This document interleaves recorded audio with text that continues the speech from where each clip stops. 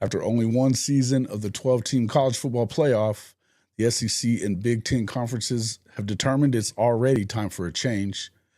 It's looking more and more like the Oklahoma Sooners spring game in a little more than a month, maybe the last time Sooner fans get to see it.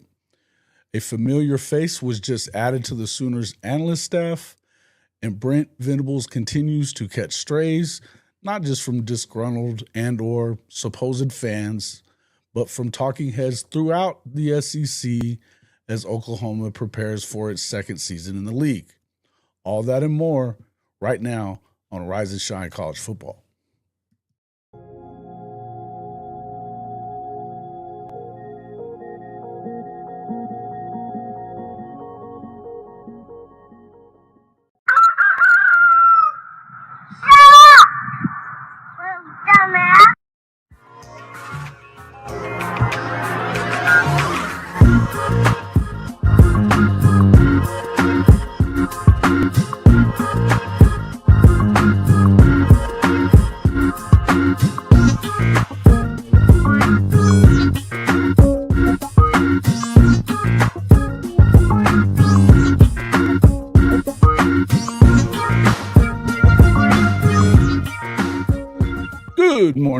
Good morning, and welcome back to Rise and Shine College Football. I'm your host, Jason Watkins. I'm here with my Monday co-host, Coach Marcus Dent from the Gridiron Insight, and Big Mike Boganowski. And if you love college football, you know you're in the right place. So before you forget, smash that red subscriber button, like our videos, and don't forget to ring the bell so you don't miss one moment of Hall of Fame college football. Gentlemen, welcome to the show. Good to see you guys. What's going on, bro? Man, same old, man. We're trying to get these things just a little lined out a little better, and the shit ain't working too good. Folks, I'm sorry. We're a little bit late this morning, but trying to get this show lined out so it looks a little better and we're, on time, but it just didn't work out that well. Welcome into the show, though, everybody. We've got, let's talk about it. Let's see. Coach Ricks, thank you, sir. Brandon Snake, Trojan Baseball, Scott Walker, T. Boomer, Kimberly K, Johnny Boy. Who else we got? Bishop Frank, Duke, Bishop Franks. Yep, Logan Licky. Thank you, gentlemen. Thank you, ladies and gentlemen, for popping in and sharing your morning with us. Got a lot of stuff to talk about, fellas. A lot of stuff to talk about. But before we get into all of that, I want to take a minute to shout out our new partners here at Hall of Fame College Football, MyBookie. If you want to add some extra excitement to your game day, I know football is over with, but you got basketball still going strong, along with golf and everything else. Sign up today at hofmedia.us/mybookie1000 and get up to $1,000 in deposit bonuses. Whether you're betting on the Sooners, CFP expansion, or any big matchup, MyBookie has you covered. Bet anytime, anywhere, because winning is always in season. All right, guys. Thank you to MyBookie on that. MyBookie. So, yeah, let's get into some of this. We got a few things we're going to talk about, obviously.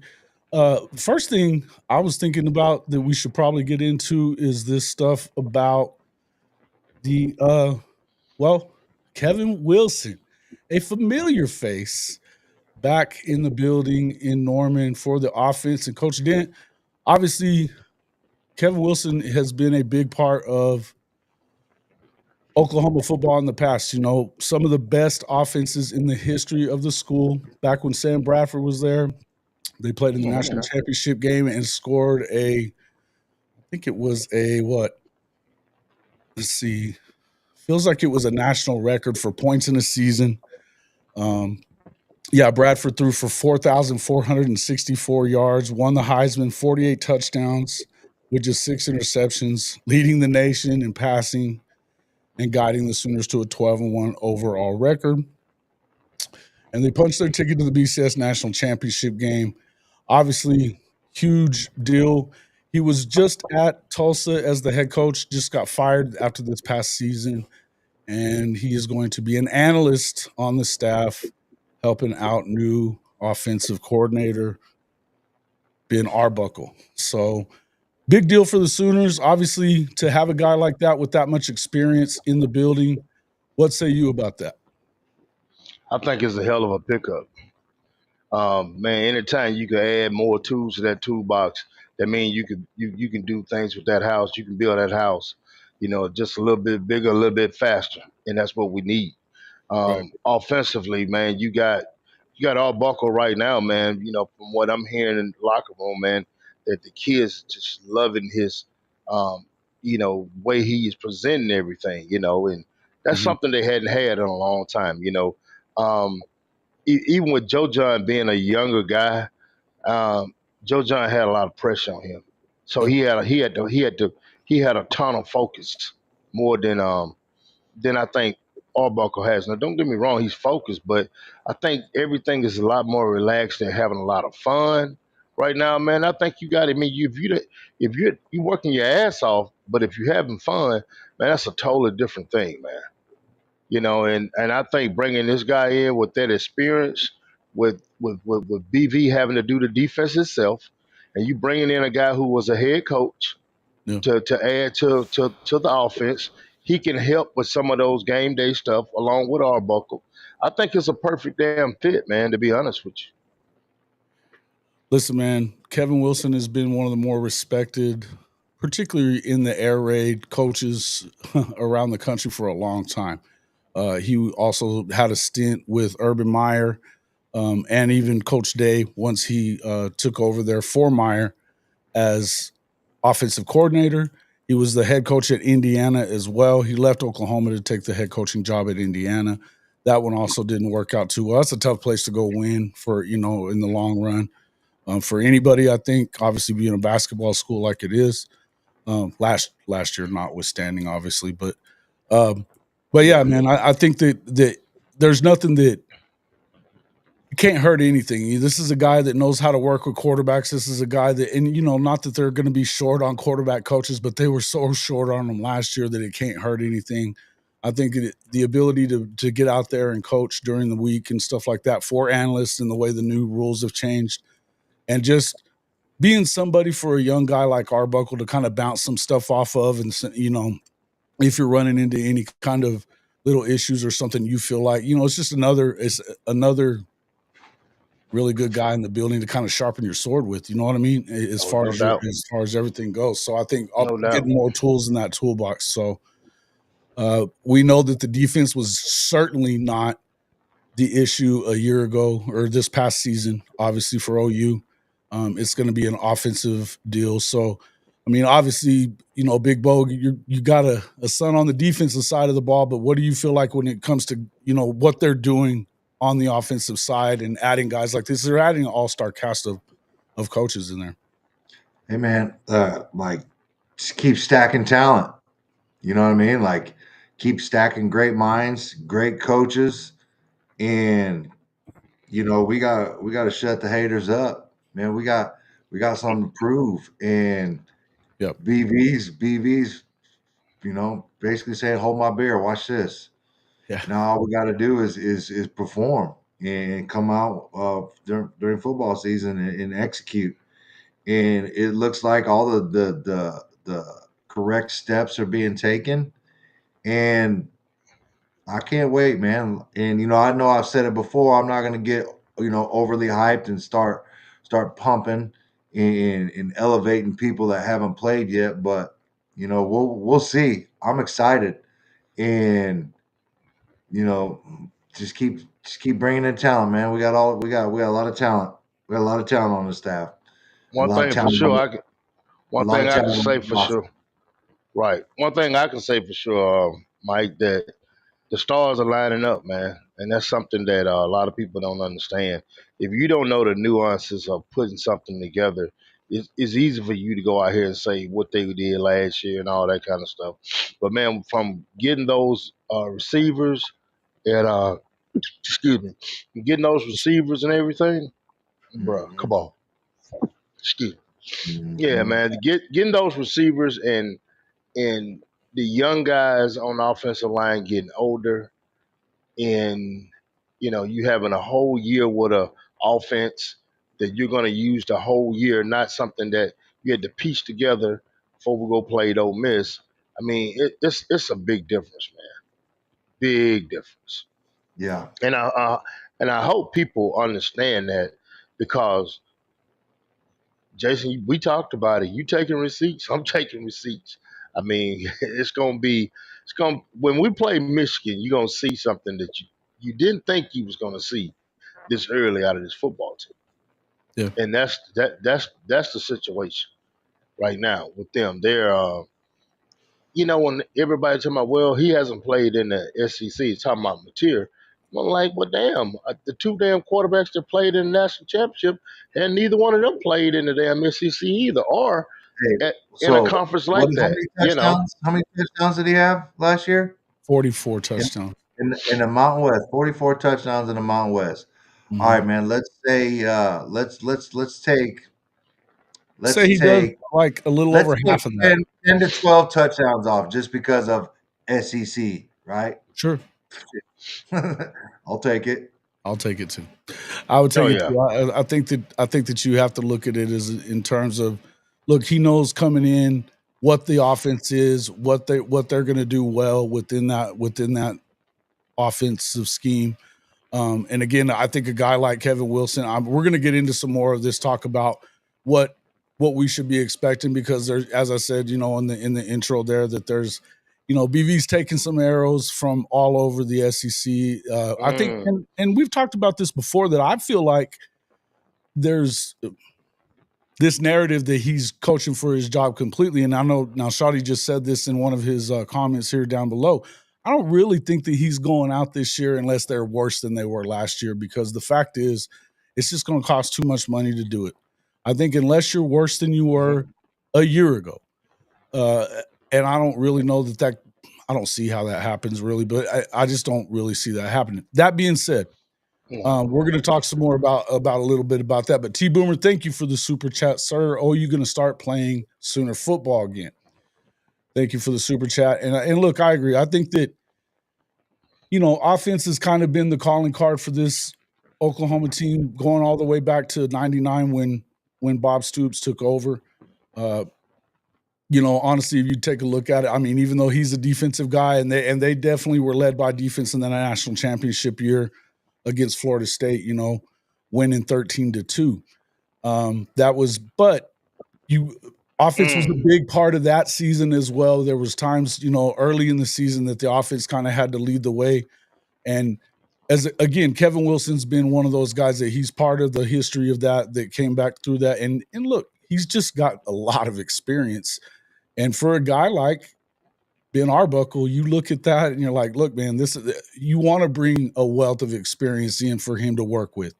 You don't have to have him stepping on toes. He's just an analyst. So, I mean, Arbuckle could always tell him he doesn't need to hear whatever it may be. But I think that this wouldn't have happened if it wasn't something that Ben wanted, I think. So I think No doubt. it's a big move for Oklahoma. I saw it last night, and George Stoya was the one that broke this story, as far as I know. Shout out to him and Sooner Scoop on that. I think it was huge. I think it was huge, man. I think it's a big, big deal for OU offense, particularly. Yeah, I mean, you think about the days of Nick Saban in his latter years winning championships. He had former coaches, former head coaches as analysts, you Yeah, know, and he bounced stuff off for those guys. So I mean, I don't see nothing wrong with what he's doing. yeah, You need some experience to go along with the young minds and the young talented mind. There's nothing wrong with that. And then, like I said, I'm gonna bounce back to this with him with BV taking over the defense. You have a coach who's been a head coach that will be right there to kind of help navigate some of the game. That, not saying that BV is not, because I know he sure, is, but for it's sure, always good to have a helping hand, man. right, You know, always good. So yeah, I applaud this move, man. These are the moves right here that people are really not taken into a serious consideration because this is a very very critical move. Yeah. I think You it's see what I'm probably one of saying? those moves that probably goes under the radar outside of Norman. You know what I mean? I think that Yeah, that's what I'm outside of saying. this program and the media that's covering this program, you're probably not even hearing about it. You know, so Right. it's one of those things that it's just I mean, it would be a note and nobody really thinks that much about it. But I would tell you that it really just, you know, Oh, it's a hell of a move, bro. it is a hell of a It's a move. hell of a move. It's a hell of a move. It's Well, one of those damn. It's like when you playing damn checkers and you sitting there and you make a damn move and you like, damn, I ain't see that. Hey, I yeah, set your ass up back here. yeah. So I feel like that's one of those damn. That's one of those damn moves that people won't see that really helped us until later on down the line. Well, I think you may not even hear about the things that until after this is all said and done, and this season wraps up at the end of the year in December. Just how much it's meant, to the success of what they're going to do. Coach Rick's Correct. super chat. Thank you for the super chat community. I love that the guys have locked out practices and taken this season more serious. I would agree with that. I think that I think that I think you are backed into a corner no matter how you look at it, whether or not you think he's going to go out this year or not. The truth is that it can only, if they don't have a big season, it's only going to get louder and louder and louder around Norman. Hmm. Because look, a lot of the strays that are flying around are coming from within Oh this yeah. fan base. This fan base is very, very vocal about and the expectations are always high at all Hmm. times. So, and we talked a little bit about this on the late shift show that we did on Saturday night. I had Raw from Rawhide Media come in, and we were talking a little bit about it. And I think that I understood where they're coming from, and I think that you can see why people think what they think. I'll get into some of this stuff in a few more minutes when we get to talking about this other stuff, but in the end, I think that it's hard for everybody on the outside to understand. But somebody made a comment, Professor actually made a comment about how Dylan Gabriel had gotten some death threats in the first year that he was a quarterback after the K-State game. Man, and the way I answered that was that, man, you ain't a real blue blood if you don't get death threats for your quarterback after a loss. You know what I mean? So even though it was foul and it's not something you want to have happen, in the end, it's just the way shit is in college football at a place like OU. It doesn't happen everywhere necessarily, but that's because the expectations are never as high as they're going to be at places like Oklahoma or Alabama, Ohio State, Michigan, places like that. It's just how it is, man. But I told Isaiah one day we had that conversation Mhm. about guys talking negative. I said, Isaiah, what you have to understand and what you have to realize, there are some people that sit at home and have no life, and they dive into this stuff right here, and it does not matter what happens, they're gonna find something to post about, something to say, because that's their life, and you can't get involved in their in that lowness that they live in, you Yeah, know. And once this was when he first got to Oklahoma. He don't give a shit now, but but I said you can't live down there in that lowness that they're in. And once I explained it to him and let him know, hey, look, man, it's just a part of it. Like you said, fans, what is it short for? Fanatics. yeah, And that's just exactly what it is. But it's nothing wrong with being passionate about your team. I love how passionate people are. sure, I love it because guess what? That's what makes your fan base. right. That's Well, what makes the damn fan base. But I can tell you, I can tell them this. I want to know, you know, sometimes people don't look at everything that has happened. Like I had a guy that didn't even want to talk about us losing 5 receivers. Man, that doesn't matter. You're the next man up. I said, but let me tell you something. A number one is a number one for a reason. A number two is a number two for a reason, and a number three is a number three for a reason. Either he's just not ready, you're not he's not wrong. as good as he's not as good as the other guy, or it's a combination of both. So you know, a 2 is a 2 for a reason. Yeah. Now the next year he might be a damn 1. So you can't sit up here and tell me one team in the SEC Big Ten loses all 5 receivers and 2 or 3 linemen, and boom. And I made this statement, Ole Miss guy, and I made this statement. I said we were kicking y'all asses until damn Sexton went out and we had to reshift that damn offensive line, That's right. and then y'all got all those damn sacks. So don't get me wrong, yeah, we injured, and if to be a championship team, you got to be deeper than that. And we wasn't that deep, so guess what? It's our fault. But guess what? You're gonna fuck around and find out this year. Let somebody go down. You got plenty depth. I agree. And Bishop Frank, thank you for the super chat. He says, Big Bo Gady, Coach Autry. It's just Coach Dent. It's just Coach Dent, bro. And Hall of Fame Jason, 1 OU Fire. One, I don't know what this means. Mishpacha, 1 family, 1 heartbeat, 1 Oklahoma, 1 chess movie. Hey, I agree with you there. It's just Coach Dent, though. Just Coach Dent there, Bishop Frank. So listen, obviously we just got our grub. And Neilio, I agree with you. I think that if you do have Arbuckle's offense take off, this is the kind of guy that's probably going to end up with a head coaching job down the road. Maybe not in 1 year, maybe in a couple, though.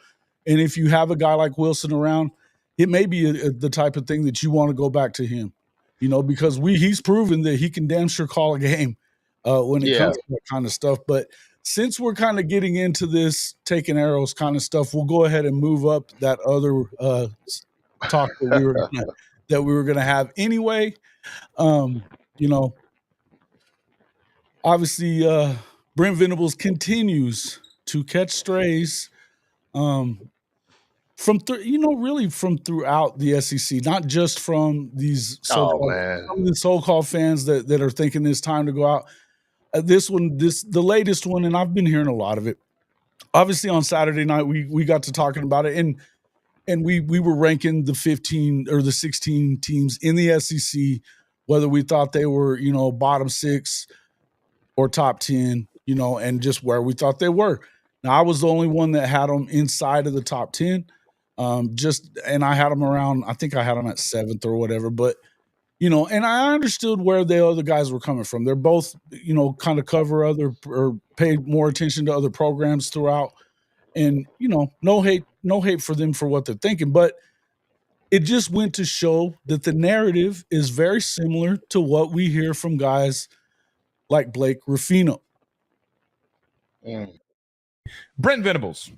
I understand that Brent Venables got an extension 2 years ago, but Joe, he's 0-3 in bowl games. He's 22-17 at Oklahoma. He's had 2 losing seasons in 3 years at Oklahoma, where he's been 6-7 in year 1.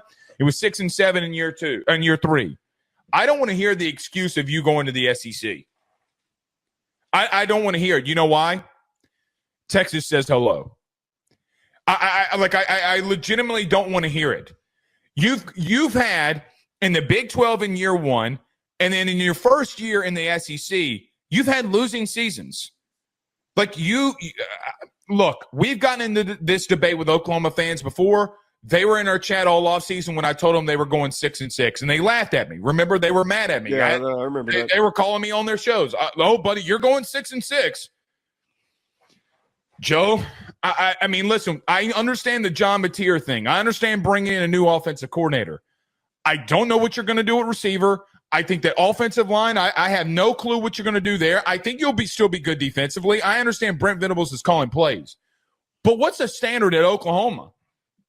What is the standard of what they should be? By the way, Oklahoma's been just as many playoffs as anybody else. They ain't got to national title games. They did get to 1.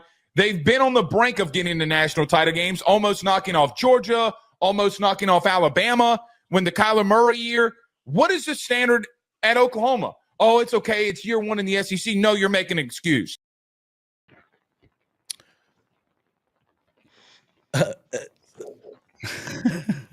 Well, Blake Ruffino from the Ruffino and Joe show, and he's been on the show with us last year. I think he was probably referring to the time he was on there with us. Look, this just goes to show you that number one, that they don't get it all. You know what I mean? And they're not paying attention to everything that you see or I see as being this close to the program as we are and covering it as closely as we do. Obviously, you guys have players in the program at the moment. But to me, I think that, the first thing, Texas says hello. Texas says hello from the fucking kiddie schedule. We're going to continue talking about where the difference is and stuff like that. That you got to start there. You got to start there. Oh yeah. And look, I think that Texas is going to probably still have it. I feel like there could be somewhere around 8, maybe 9 wins, but it wouldn't surprise you if they ended up with 10 and only had, 2 losses because of the fact that they're playing the weaker schedule in the SEC. That being said, he talks about, well, there was something else that he said as well. Obviously that, let me get into this real quick. Where is it? Go ahead. Yeah. Go ahead. What's your reaction to that real quick? Well, my reaction to it is, he hasn't dove into everything. He knows about John Mateer. He knows about Arbuckle, but it's a thing of I don't want to hear that. That's not going to fix it. It's like you to everybody around us.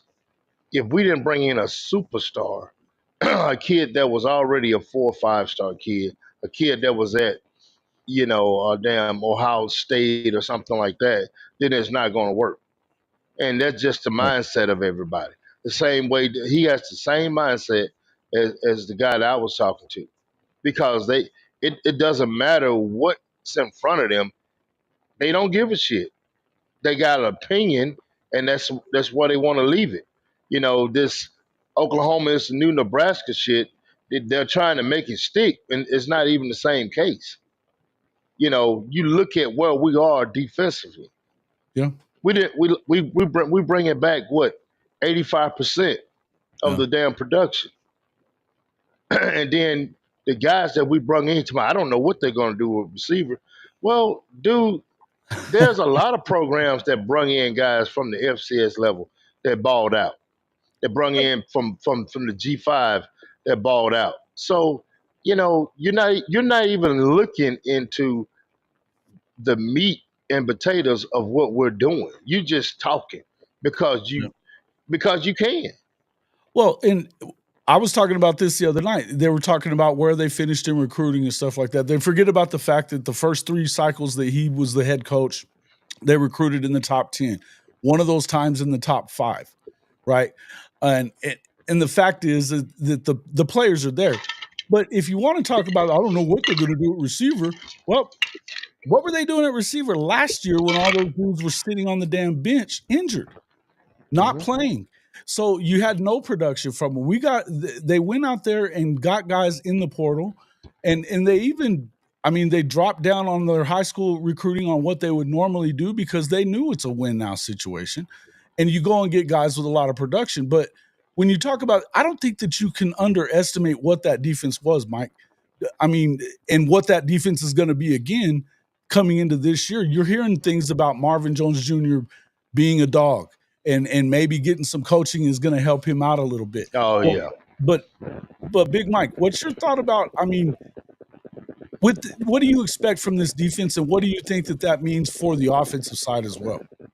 I gotta is that guy, the guy we just listened to, is he a SEC fanboy or is he a fanboy? LSU guy, yeah, LSU. Yeah. All right. It goes back to our last Sunday or last Monday conversation. Yeah. It's so easy. You know what I mean? Like if this dude's getting play based off, likes and subscribes, based off just piggybacking off the easy narrative to jump on and pile on Oklahoma. Shit, what am I doing? Why am I trying to go to work, bro? I need to start my own podcast. You know what I mean? If it's that easy, fuck. You know what I mean? Hey, there's Oklahoma podcasts that do that shit, and they're making out on it. Man, every day. It's crazy See, it's asinine to me, man. I just don't get it. Um, it's I don't know. Maybe they're running out of material or something to talk We're about. getting some feedback. I don't know where it's coming from, but let me check something real quick. You guys, I'm gonna try to mute both of you real quick, just for a second, just to see where I'm gonna do it one at a time. Hey, Coach Dan, I think it's coming from your end somewhere, because it wasn't. Unmute yourself. You're gonna have to try to unmute it, but it wasn't going. Go ahead, Mike. I'm gonna go. Go ahead. Yeah, I just you know what I mean. I don't know. But so I'm gonna get back to your question here. How does it affect the defense? Mhm. And I don't know if you guys have watched the Oklahoma Breakdown interview with Billy Bowman. It's pretty dope. But Yeah. there was a couple lines where Billy said, defense gets a stop and they get back, they talk over, go over some stuff, and then all of a sudden they're hearing punt team. And it took those big leaders that we got, those vocal leaders, to get them to say, hey, we got to go back out there and do it again. You know what I mean? And pretty much to stop, without, he minced his words, but he's probably telling them, shut the F up. We're going out and we're going to get another stop. You know what I mean? Because I've been on that side of the ball. You know what I mean? You get a stop and then you're right back out, or you get a stop and they turn the ball over and you got to run back out there. Sure. I mean, it's you got to be the resilient of the resilient. You know what I mean? Not let that affect you. There's no way to win. There's no way to win without playing complementary football and putting points on the board. And that's where I'm going right here, right? Like, so, having an offense that will sustain some drives and chew up some clock and score touchdowns and, get first downs and not shoot themselves in the foot. If we can get to that level of offense, it's going to be real. It's going to be real out here for the rest of these teams. With the defense and with the dudes we got coming off the edge, and getting we put teams behind the sticks and down on the scoreboard where we can make them predictable. You know what I mean? And we can get after the quarterback with 4. Oh, dude. Just look at the Super Bowl, man. Look what happened. They got after Mahomes' ass I was going to before. say the same thing. And Tampa Bay did it. Tampa Bay did it in 55. And that's just the recipe. And everybody's trying to get that. Everybody's trying to be that. And it's not easy. But if you can do it, you're gonna win. Yeah, and I'll just throw up. We can still hear what you're saying, but I'm going to throw up what he's had to say here. If anyone else took over a blue blood like Oklahoma and through 3 years was 22-17, they'd have some serious questions they'd have to answer, unless it was a complete and utter rebuild, which Oklahoma wasn't. It wasn't. Lincoln left you talent there. Now, we all know that that's a bunch of bullshit. That right there, in and of itself, is nothing but bullshit, bro. It's blanket. It's just a blanket statement. Like he's not taking in, factors. Oh, okay. So Lincoln Riley leaves. People just starburst, go with Lincoln, go all over the place or whatever. I mean, but that doesn't matter, right? Who's the talent that was left is the question. I mean, and there was some guys, but we're talking about offensively. You had Marvin Mims left, Eric Gray, both your quarterbacks, 5-star quarterbacks, out the door, right? Both of them out the door. Then you had Danny Stutzman, Ethan Downs, Billy Bowman, and Woody Washington, 3 freshmen and a redshirt freshman, right? That were there, and all of whom were being coached to play a type of defense that just wasn't getting it done. Period. End of story. It didn't get it done whenever they got to USC either. You know what I mean? Not to mention all the stuff with Schmitty and all that stuff, but we're talking about 45 guys left the program. You had guys go to the league. You had guys transferring out, going other places. There just wasn't a ton of that winning, let's go win a damn Big 12 or national championship on that roster at that time. It's taken time to do it. Then you look at, obviously, they go 10-3 the second year. You can say what you want about that on whether they should have won more or whatever. And maybe they should have been in the playoff. Okay, fine. You can do that if you want to. It didn't work out that way. But let's just think of it this way as well, though. Guys, this past season, injuries do matter. Injuries do matter. You can say what you want, but offensive line injuries, you had your 6 top receivers ended up out of the season, didn't play much of the season. The one that did play some, that was in that top 6 would have been Brennan Thompson. He ended up getting hurt towards the end of the year. You didn't get a whole lot out of Jacquez Petaway. He's now gone in the portal as well. But, I mean, the facts are it was epic amounts of injury stuff that was going on there. You can explain. I don't know how you don't look at that as a thing. That's an excuse, according to Ruffino. Look, man, I like the guy. I think that this is one of the worst takes out there. And this is what you're getting from these guys all over the country. You got it last year too. And like we've heard from guys like, Teddy and Gabe, you're going to get this until they do get up and get some wins. But I was saying this the other day. I love it. It's more receipts for us.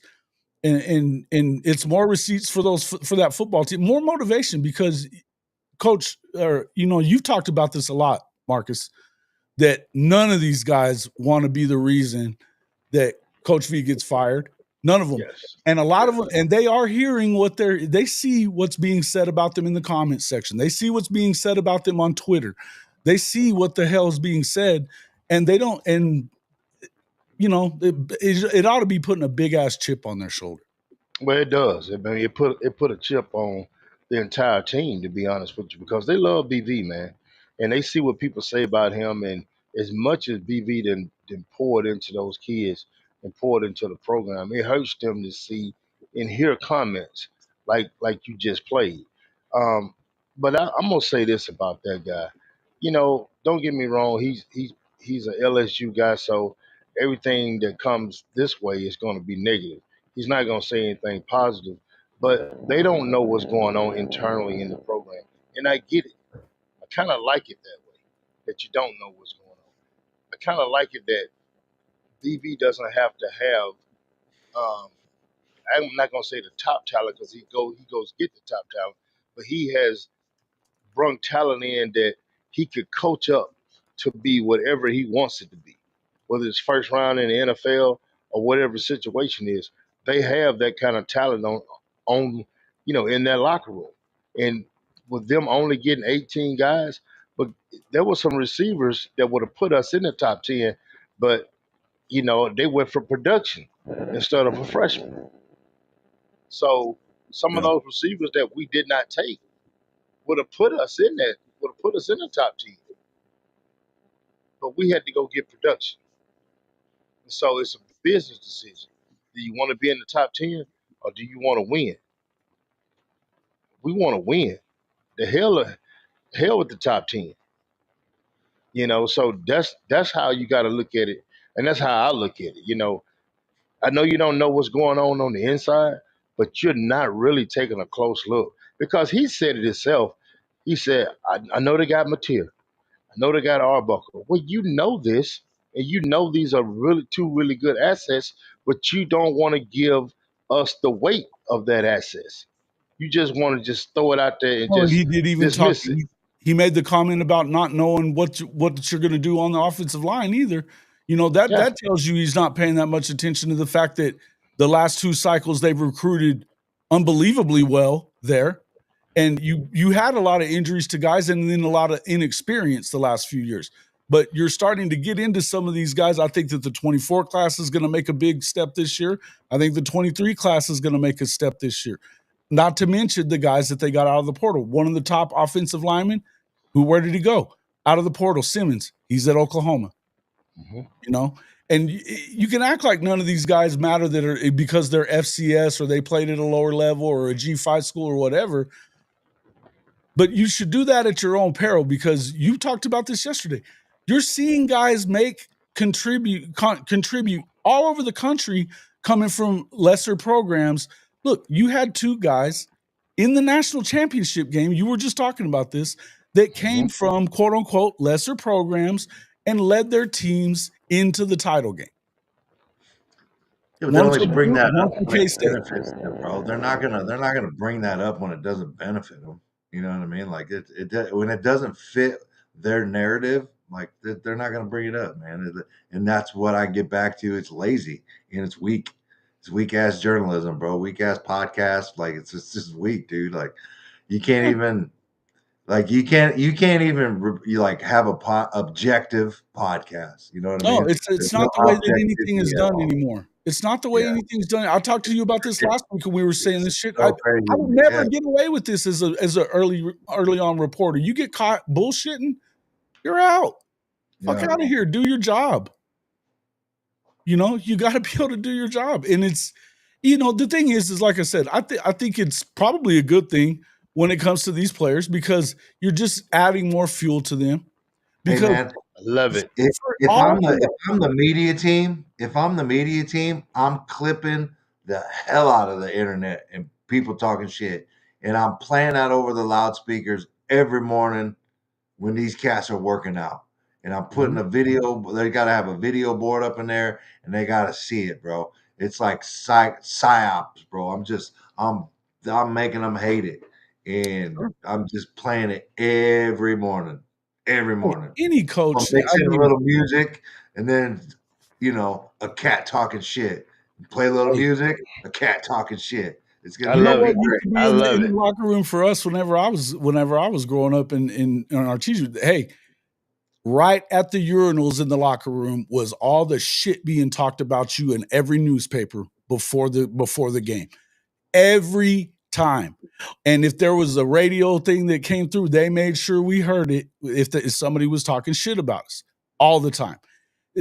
Coaches love shit like this. Coaches you don't have it takes away your need to do a whole lot of motivating when people are doubting your team. And look, and especially at a place like OU, look, I think as big as anything, and I can just say this coming from our teacher, this is the winningest school in New Mexico, that you win or you are feeling shitty about it if you don't. Not second place, not win your district, win the fucking state championship. I think there's only a few places in the world that are like that. Oklahoma's one of them. You have to go win the Natty. They're great. It's great to win a conference championship. It's, all that shit is all well and good. But you know what? Damn it, it's been too long since they've won a Natty as far as this fan base is concerned. And as far as the program is concerned too, those kids in that locker room know what it means to be an Oklahoma Sooner. They know what it means. And they want to be the ones that bring you back to that mountaintop. No doubt. And look, it is not lost on them. I guarantee you it's not. There's no way it can be, because there's just no way it can be. You're surrounded by, in the Switzer Center, all the success that has happened there. You guys know it. You've been there. You've walked through the building. You've been in the locker room. You know what that shit is. It's not a coincidence. It's not a coincidence. The thing about it is, this is what really, I'm not going to say it concerns me, but it's crazy people think about this. When you talk about all the conference championships, when you talk about the Heisman Trophy winners, when you talk about the Natties, they want to dismiss it because you went in the SEC at the time that you won it. And that is the most stupidest shit I've ever heard of in my life. Because, the SEC wasn't the best conference for forever. No, it wasn't the best conference for 40 years. No. And that's the thing people don't understand. They're only looking in the now. And if you look at it, before Alabama, you had Florida. They were pretty good, but that was it at the time that Meyer was there. I mean, it wasn't a whole lot of, you had Alabama had Shula. I mean, Shula wasn't, man, come on, bro. Yeah. You get Bama Bama comes in, they do pretty good. You had the year with Cam Newton, with Auburn. I mean, you had that, but outside of that, bro, you had LSU in 2019. So it's been a handful of teams, not a collective. You got the Ole Miss people out there hollering about, wanting to claim to be a blue blood. Talking about you won a damn national. We got one national championship in 1946 or whatever. That man, that's before integration. Nobody count that bullshit. Thank you. You know, you Yeah, know, nobody counts that because I can guarantee you, if they wouldn't have played Grambling, they would have got their ass kicked yeah, no doubt. in 1946. Ain't no doubt about it. Mhm. So my thing about it is, quit, tagging if you didn't win that in the SEC, that you just the program is not. I mean, that's just those are play trophies. Those are participation trophies. That's what they Yeah. want to act like. They want to act like our national championships are participation trophies. Yeah. Bullshit. Boomer, I think I already read this, but I want to make sure I did because I saw that you were asking about it in there. Oh, you're going to start playing Sooner football again. Pretty sure I read this, but thank you for that super chat. And I think you're right. I think it applies to right now too. The idea that this is going to continue, no matter what you think, and whether it is what you know what, even if it didn't work with Coach Venables, which everybody knows that he's coaching for his job, man. There's no two ways around it. Whether it's this season coming up or next season, which I believe it's probably more of a next season deal.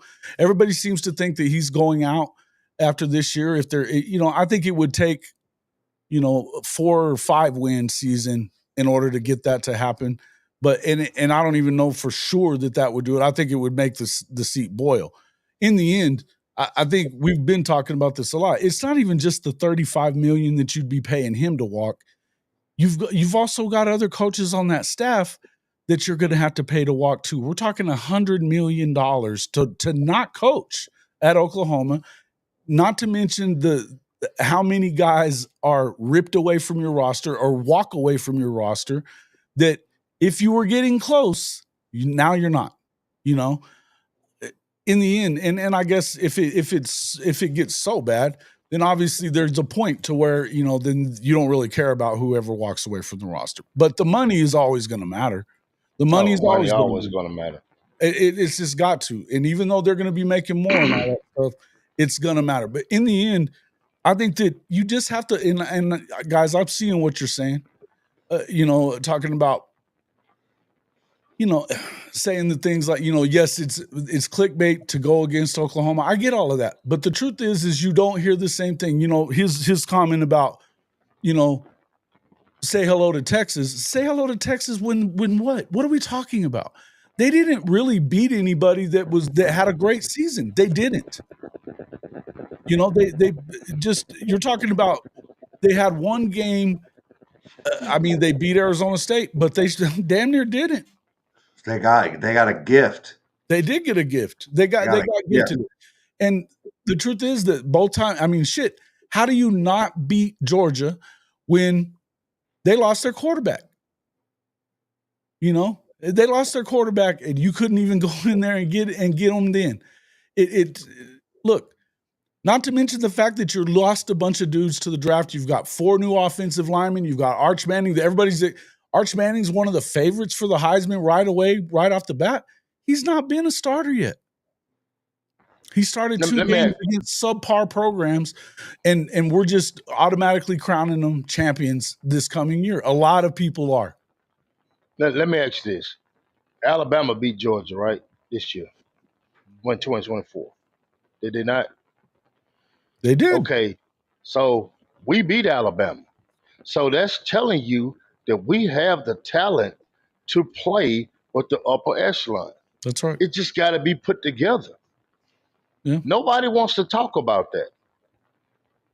Look, and even the Texas game, if we didn't have the talent, yeah. If we didn't have the talent, we wouldn't have been in that ball game, bro. Sure. In the end, you can scheme it up all you want to. Right. I just think that you've got to take into consideration. It's what we talk about a lot, man. Nuance, context, things like that. It matters. That shit matters. The injuries mattered. The fact that you had a terrible offensive coordinator, it matters. You can say that you can blame that on Coach V if you want to, and he's taking the blame for it. Fine. What else is he? He's also fixed that problem. He removed it. He removed the problem. They've brought in guys that have production. You can say they don't have any wide receivers until they do.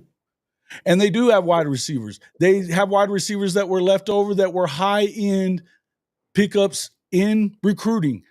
Guys like Ivan Carrion. They got Burks from last year. If, we were talking about Giovanni Gibson, but let's not forget about Jaden Gibson, who's a 6'6" monster alpha male that loves to go up and get 50-50 balls and had 5 touchdowns and 13 catches in his second season. He was ready to take off on a great trajectory a year ago until he had the ACL thing. Any one of these guys hits, all of a sudden you have a real deal offense. You got a problem. You don't even have to have a top 10 offense or anything like that for them to win games. You need to be serviceable. Be in the top 30 or 40. Be in the top. Listen, I think that's where they ended up in most. I think Washington State was, some of them, they were in the top 20-ish. Some they were in the top 30 or 40. They were up there in one of the better ones. And Mateer had 44 touchdowns. He led the country in quarterback-wise in touchdowns. Led them all. Now, again, I understand that it was in the Mountain West. I get it. He's got to prove it at the next level. Bro. Stop hating on the Mountain West. Don't be pubbing for the Mountain West either. But I'm not. But let's just say this. Oh, boy, here we go. There's a lot of guys that have a lot of proving to do. Somebody said it a few minutes ago. They got 7 brand new quarterbacks that they're going to go up against. 6 of them in the SEC. Well, look, I mean, I want to talk and about. And all those guys have been in the system and already know the system coming in and have had success in the system. Now, you talk about Simmons at Ole Miss, and everybody's talking about what he did in the Georgia game. Well, I can say Jackson Arnold came in and played his ass off behind Dylan Gabriel and behind a damn offensive line that lost 3 guys to the NFL. You see what I'm saying? So Ole Miss is losing a hell of a lot of guys. One of their best offensive linemen. About Ole Miss like that, like OU? Yeah, I mean, I'm just saying. No, because they won 10 games last year, and Lane is Lane. But what I'm doing, I'm giving a fair comparison of this quarterback Simmons, to Jackson Arnold. They both was in the same situation. Both big time quarterbacks, but when you got to come in and do it by yourself, and your offensive line is depleted, and you losing 2 receivers to the NFL and a tight end to the NFL, bro, they don't have the same thing in the stall that they had this year. So, I mean, but nobody's talking about them. It's all pointed to OU because we're a bigger brand. And don't get me started on the puppy dog schedule that they have. That's one thing that, but I'm telling you, there's going to be some schools that's going to struggle because of quarterbacks, being their first year, where they can say, well, John Mateer played last year.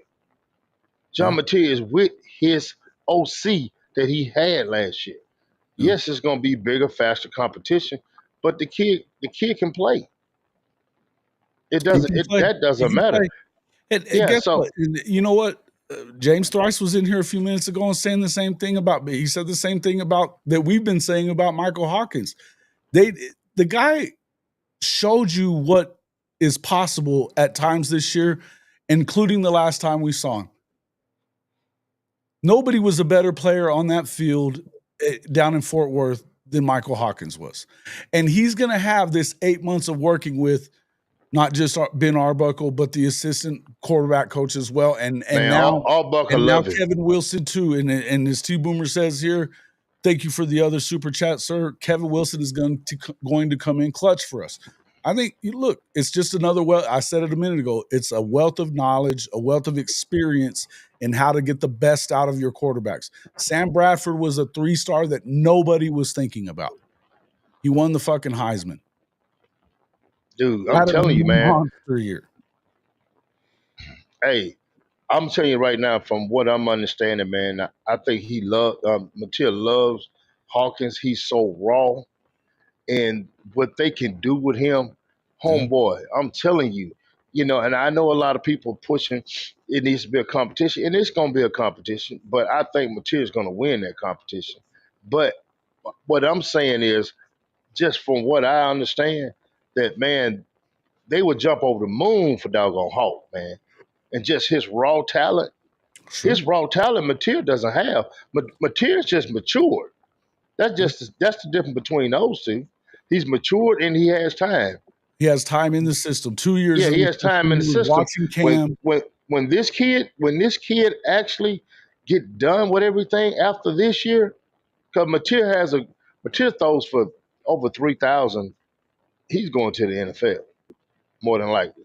But I'm telling you right now, what they have in a Michael Hawkins and his raw talent and what in the look who you bringing in.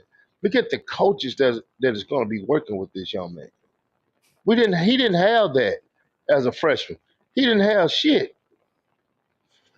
Yeah, Don't Kevin Johns came in at the end, and I think he did a decent job.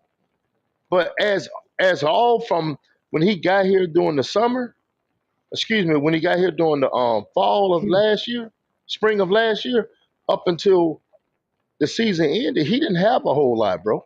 And you know how it is during the season. You can't do a whole lot of coaching, individual coaching during the season. So even when Kevin Johns got a chance to get a hold to him, it wasn't a whole lot he could do. yeah. So man, I'm just looking at all this stuff that we have, all these working parts, man, coming together. And guess who I credit? I credit BV.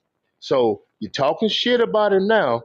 I want you to talk. I want you to have them same damn comments when we step on that stage.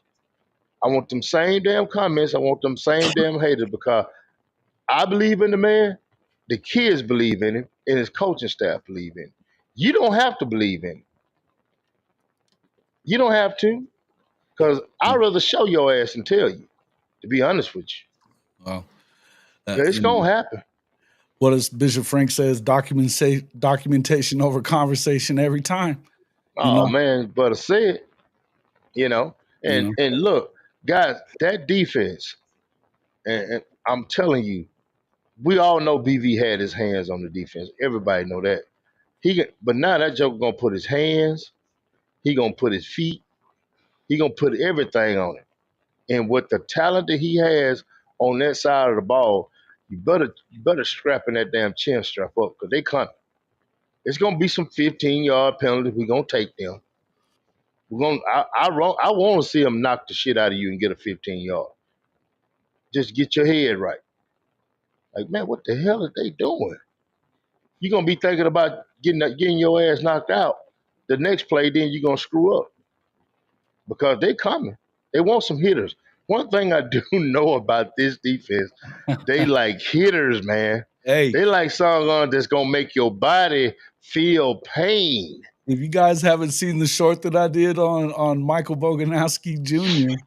on the way he cracked on Hey, Bowers I mean Sharp, that that's that Bowers that Sharp. whole entire defense want Oh, yeah, pain. they like They that. They want like. pain, man. Mhm. What you did miss too is the one where he actually got the penalty on when he cracked Caleb Hicks.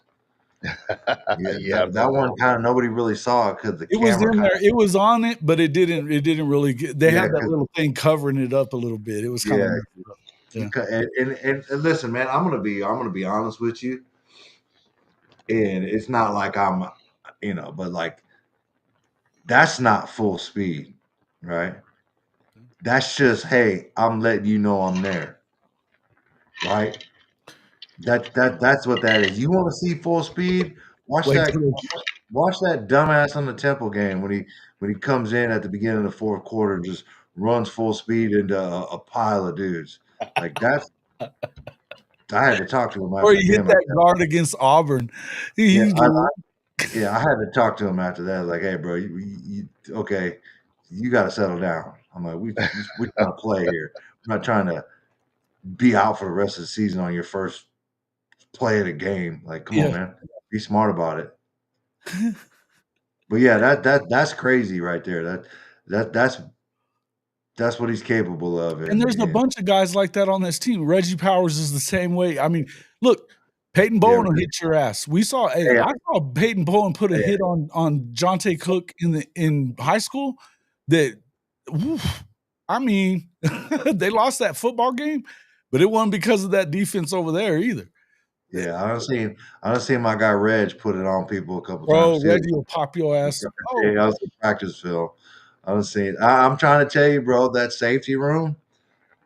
Well, I'm telling you, 100% the receivers, the OU receivers, did not have a lot of fun. RSJ will hit your ass. They did not have a lot of fun in practice, bro. Let that ball hang over the middle. You know what I mean? Like, just you better put it on them. I like what David Boyer said. He said, "Man, everyone is pretty much praying that we don't come back." That's the deal. That's the statement right there. That's the damn statement. They don't want us back. It's a fact. And so they're gonna use every narrative to try to send us down a different road. You know, whether it's recruiting or whatever, they're trying every narrative to shift because they don't want the damn Sooners back. Because when we circle the motherfucking way, it's gonna be hell. You ain't wrong. It's gonna be hell now. Yeah, I'm telling you. So I mean, that's the deal. They don't want us back.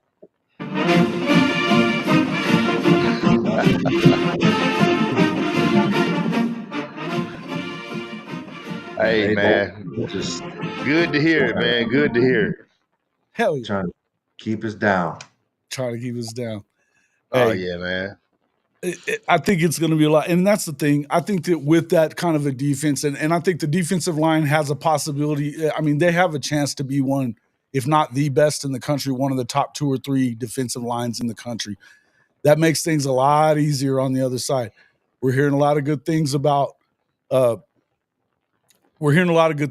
young guys that are coming in. We're hearing good things about the portal guys that they brought in. Look, Marvin Jones Jr. apparently just needed a little bit of coaching. It sounds like he's starting to look really good. And that came from inside the building there, you know. So some of these guys are definitely going to step in. I think you get a guy like Danny Okoye an opportunity. We're hearing PJ has put on weight and is turning into the guy that everybody thought he was going to be, coming in as a 5-star guy. That's Kip Lewis is a wrecking crew by himself as it is. You've got Kendall Dobie coming back, you know, Sammy Omosigo. Dude, it's an embarrassment of riches. And imagine if you get Gentry Williams a healthy Gentry Williams back in there. That defense can be historic. It can. Yeah. I'm excited for it, man. I do. Let me tell you, the guys you just named off, man, you think about that edge. Man, you think about being able to rotate that speed and power coming at you with the law firm coming at you. Yeah, and you got the law firm over on the other side. Those guys are going to make it where you can't double team that guy because you're going to catch it on the other side. That's what I'm saying. We didn't have anybody. I mean, don't get me wrong. What's the big guy? Was on played most of the time on the other side. I'm just drawing a blank right now. Oh, you talking? Is it Ethan or PJ? Yeah, Ethan down. Yeah, Ethan. Talking about Ethan. Yeah, Ethan was a power guy. He was a power guy. Yeah. He wanted to. I mean, he bull rushed you most of the time. Right. Speed was an issue for him. He wasn't. Speed was an issue for him. But now you got both. You got, Ford was pretty good. Ford had his times, but now you got some speed and power, dude. I'm telling you, you better get that song on out quick, because I'm telling you, man, them ends gonna be a problem. No doubt, they're gonna be a massive problem. One of those guys has to show up. You know what I mean? At minimum, one of those guys. I mean, Look at Danny Okoye. Everybody talks about the dude is as freaky as an athlete as you can get. And he was not a happy. I remember seeing Big Bo talking to him at the Texas game, and you could tell he was pissed off, not just about the game, but because he wasn't in it. Mm-hmm. He wanted to Yeah. be on the field. This is a guy that Dude, wanted to be on the field. We haven't talked about Nigel Smith. There's another guy that's going to be a pain in the ass. And getting guys like Dominic Williams to come back. You know, having what moving. you already I have. think they moving Nigel down on the inside. I believe. I'm not Yeah, he's going to mistaken. be more of that three Yeah. technique, but he could go Yeah. in or out. You know, he's put on some Mm-hmm. weight. I don't think he's the 300-pounder, so I don't know. You know, but I think in certain sets it's going to work well. He's a stud. Period. But he's long too, though, bro. Bro, He's he is. long. I Oh, mean, he he got is. long arms. He's. Stud athlete, I dude. His want to dad say he's is, about two. Yeah, about two. I Probably think he's what 280 or 6'4", something. 280. Yeah, yeah. 6'4", 280 with speed. Yeah, Man, and shut athleticism your that ass. Hey, I well, still shut remember up. the video from his high school video that I liked the best. Wasn't even football video. He gets the ball in the block playing basketball, goes up and just it's one step and goes up with two. He dunks it so hard that the ball bounces once and then it kind of stops. He like knocked the air out of Damn. the damn basketball. Mm. This is a dude that balls out like that, and they're just great athletes. You talk about, you know, obviously, look, Stoney was starting to look like he was that guy that was the number one defensive lineman in the country. It's gonna happen, bro. Yeah. It's gonna happen. Jaden You seen Jackson that? started every You seen damn him football lately? game as a true freshman. Have you seen him lately? Bro, yes. Oh shit, And he's man, got that attitude and motor to go with it. man. You know what? It's all good. It's all good. It's all Yeah. good. Like I said, we keep the receipts because we Yeah. know what we got. We know what groceries we got. You Yeah. know that 24K class. I don't give a damn what nobody say. I don't care where it was in the ranking. When you go and you pick those guys that, as BV would say, the guys who has the right stuff to be at OU and what it takes to win a championship, that's what we're looking at. We're not looking at damn stars because me and you know we talked about it on my show. They can drop your ass on them damn stars. Them stars some bullshit. Yeah. You know, so they can if you piss one of these little writers off at Rivals, or you piss one of the little 24/7 I was trying to sports explain writers this the off, other night, then man. then your ass will drop down. And here's another thing people don't understand when it comes to OU. When you commit to OU and you say, "Hey, I'm committed," so you don't you like just to give you an example. What we did, we didn't take any more visits, we didn't do any more camps, and we committed early. And I don't care what nobody says. They can say, "Oh, this, that, and the other," but it hurt my son's star ranking because I actually had a guy told me, "Well, we didn't see him, so you know we ranked some guys above him." Well, that's your lazy ass. He Yeah. played 14 games last year. Y'all could have came and saw him, and then you saw him in the Missile game, which that game has averaged 14 players out of every one of those games playing in the NFL. He wins the award for the best offensive lineman in Mississippi and Alabama game, who has nothing but some dogs, and you see him and like, oh, I made a mistake. So what you do, you out of all the damn 4 stars and 3 stars, Isaiah was the highest 3 star in America with his rate because you didn't want to move him because he didn't come to this camp or he didn't do that. But you know what? That's cool. So get off the stars, guys, because once they walk through them doors, that shit goes away. Well, and that was the point that I was making about that was why I brought it up. What he was saying is we don't know who they got. Once, and I said this on Saturday night, once those guys are played in college football, wherever they played in college football, those star rankings don't mean shit anymore.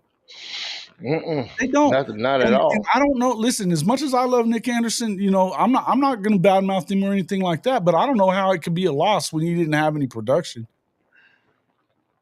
2 out of the 3 years. 2 out of the 3 years that he was here, he didn't catch a football. Yeah. So hey. Mm-hmm. You know, plain and simple. Yeah, he's a hell of a talent. I'm not going to deny that. But you gotta, in order for you to be elite or considered elite, your ass got to play. And if you don't play, you're not on the field. Then how can somebody consider you elite? And I wish the best for the young man because I want to see every kid do well. But I'm not gonna sit up here and say, man, you know, we lost a hell of a guy because the production wasn't there. Maybe a leader. I don't know. I wasn't in the locker room. I know it was bumpy at the end, but yet and still, he's gone. He's gone. But And the you point, you and you I'm got not a guy saying like anything bad Burks. about it, but he may That's end up having a no hell of a year. He may end right. up having a hell of a year. I'm not Man, you saying he's take not. Burks. You take Burks. Burks is stepping up. You're Right. seeing him be more vocal. You're seeing them put the cameras on him a little bit more. He's being from right now, from what I'm seeing, he's being that guy right now. He is that leader of that receiver group. And guys, guess what? I take him. I like him because he's spicy. He's that hot mustard. You know what I'm saying? He ain't that regular mustard. He's that hot mustard. And you know he took that lick in that Missouri game. And guess what, guys? I looked at it different then, but now that I look at it, I'm so happy that they didn't put him back out there. I'm so happy they didn't play him no more because, man, I went back and looked at that lick. That lick was a motherfucker. No That flag. was a damn setup, huh? No flag either. And no flag. I mean, to save him and to get him completely healthy, they did the damn right thing. It might not have looked like it at the time, but not having him go back, guys, man, I'm 100% with it because I believe you could be in a damn car wreck and not damn feel what he felt. He got his wig split and no flag. And look, guys, that's another thing. The SEC is not in our favor now. Don't think they are. I don't think they're in our favor when it comes to referees No. because we still the odd man out. Texas is the darling.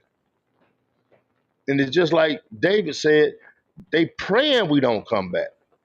Because if we come back and we do the things we're gonna do, Bama, Georgia, they're darlings, they're legacies. The legacy teams are not gonna be what they are. And they want to protect the damn legacy teams. All but Texas, because Texas bring them what? Money. Texas bringing them money. So we're going to cater to Texas. Not saying OU is not bringing them money, but we all know the deal with when it comes to Texas. So they want to protect, you know, they want to protect Texas, but they want also, guys, we're looking at, they want to protect Alabama. They want to protect Georgia. They want to protect their blue bloods because we're stepchild right now. We're stepchild right now until the clock strikes 12.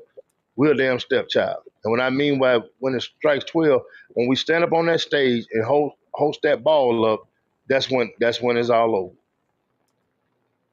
So I think we're gonna be fine. And talk about material. Hey, he played D1 football last year just like the rest of them. T Boomer hit it on the head. It ain't like he was playing damn um, flag football last year or playing damn D2 football last year. Hell, he was playing D1 football. Yeah. Hey, And, listen, man, it in is a what lot it of is. these conferences, the only difference is it's them the interior line in the D line. That everybody got skilled players. That's the biggest difference between FBS and FCS. It's the O line and the depth, you know. So man, they can lose me with that. Yeah. It is what it is, man. I think that in the end, Bevo's bodyguard, I don't know how you're still in there, but it's fine. You keep on talking your shit. It's easy. It's easy to say all that stuff from playing in the kiddie schedule, doing your little thing in the kiddie schedule. But y'all got 4 new linemen, a new quarterback. You just lost a bunch of dudes from your defense. And you're going to have to go and deal with all those teams. You can probably get away with Probably get away with beating Mississippi State and Kentucky and some of those teams, but you're still not going to be able to beat Georgia. You're not beating Oklahoma this year. We know that. We all know that. You know it. But you do a lot of this shit, though. We all know that shit, too. But keep it up. Keep it up. It'll all be really fun at the end of this year. Yeah, just like you got Bob, he say, he's tired of hearing this and that. I mean, all we can do is talk right now because the season is not here. But you're ignoring, but you're ignoring the facts. Yeah. That's what gets me. They ignore the facts. They say, I okay, think that people are concerned. Look, man, people are concerned about how they're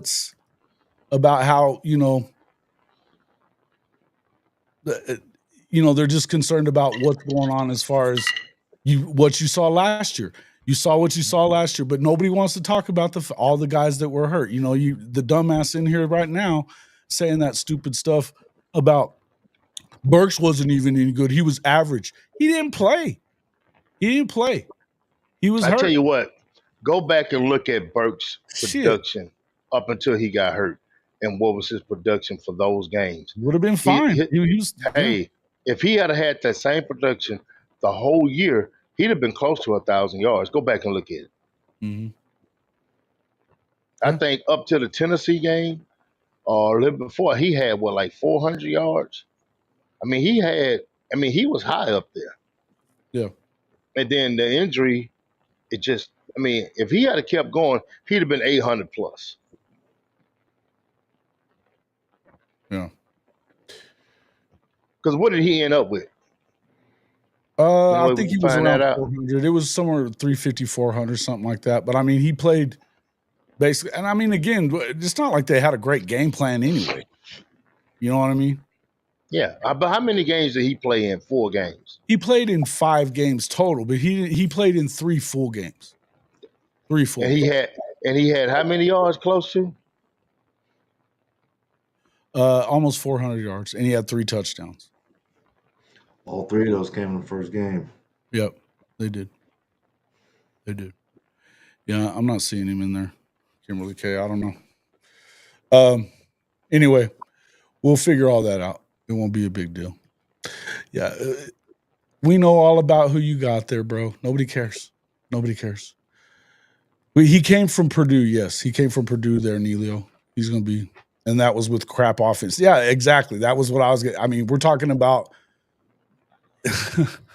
they weren't scoring touchdowns in those first few games. You know what I mean? What they were having, they never got anything really going. And he got hurt pretty early in that Tennessee game, took a shot, because he kind of got thrown into it. And then the same thing happened in the Mizzou game. He's over there yelling on the sideline to throw the damn ball down the field at Jackson. Jackson doesn't do that, but he throws him on a crossing route and into a headhunter job, Yeah. Yeah, we're chasing Texas in the conference. Nobody gives a shit about what you're talking about, bro. You're full of shit.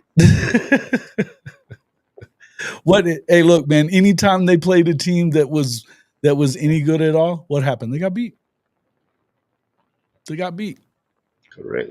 We know what OU was last year. We get it. Yeah, we don't shy away from that. We don't shy away from that at all. Yep. It is what it is, man. It is what it is. I like I said, the reason that I even brought it up, it's more receipts to keep. And I think that everybody's going to keep the same energy.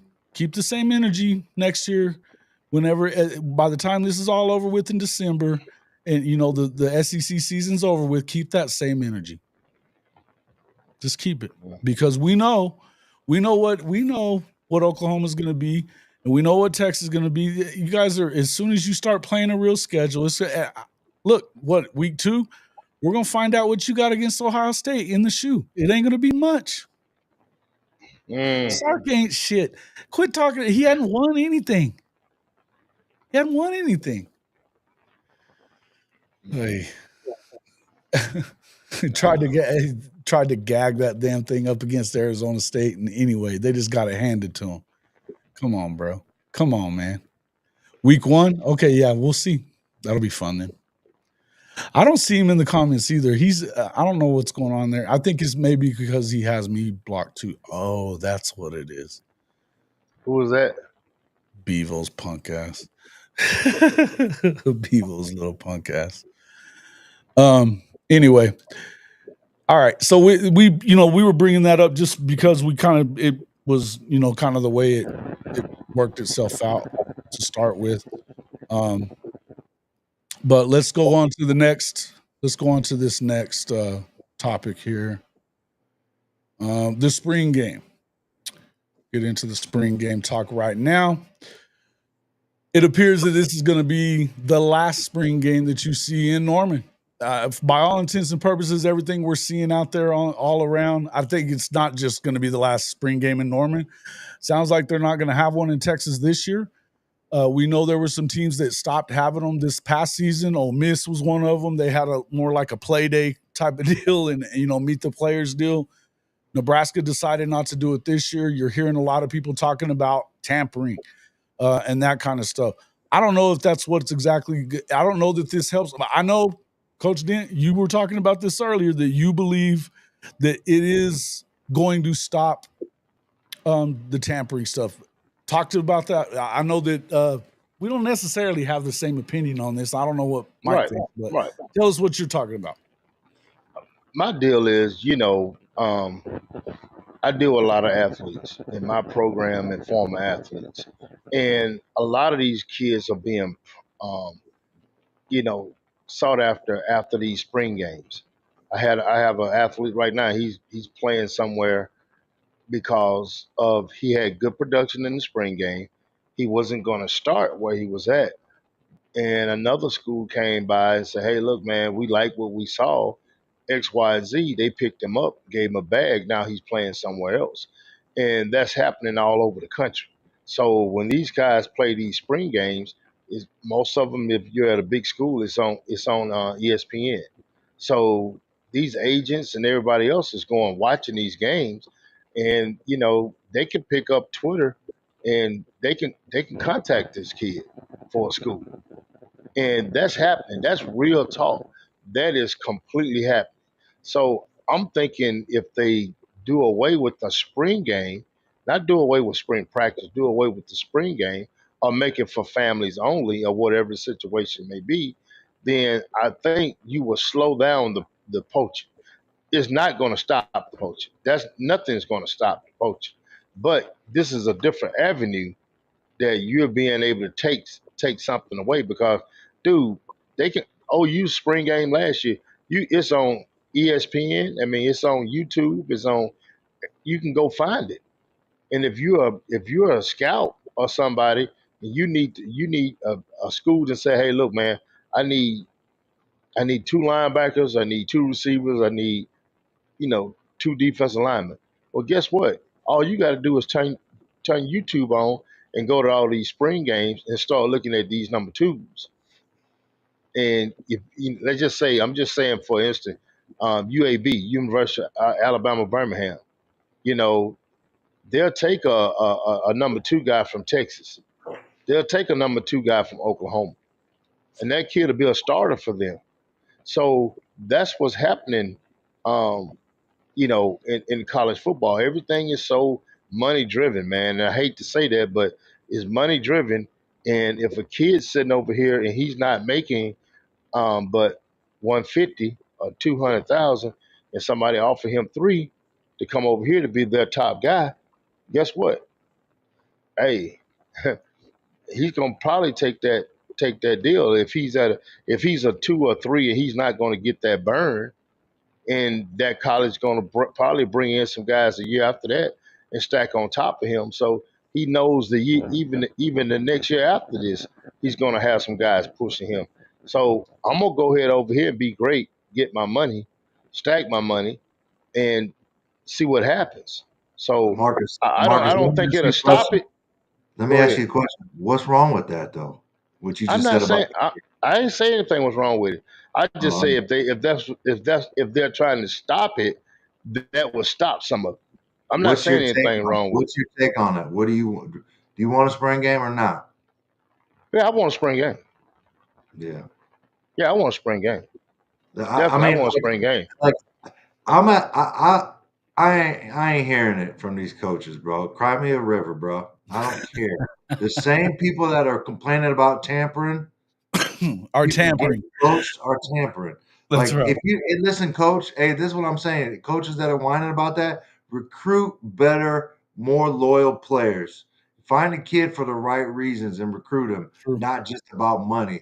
Because if you recruit kids just about money and you don't pay them enough money, they're gonna go somewhere else. So find you a kid that's a fit for your program. And I ain't trying to hear that, bro. That's weak. It's weak as like, come on, man.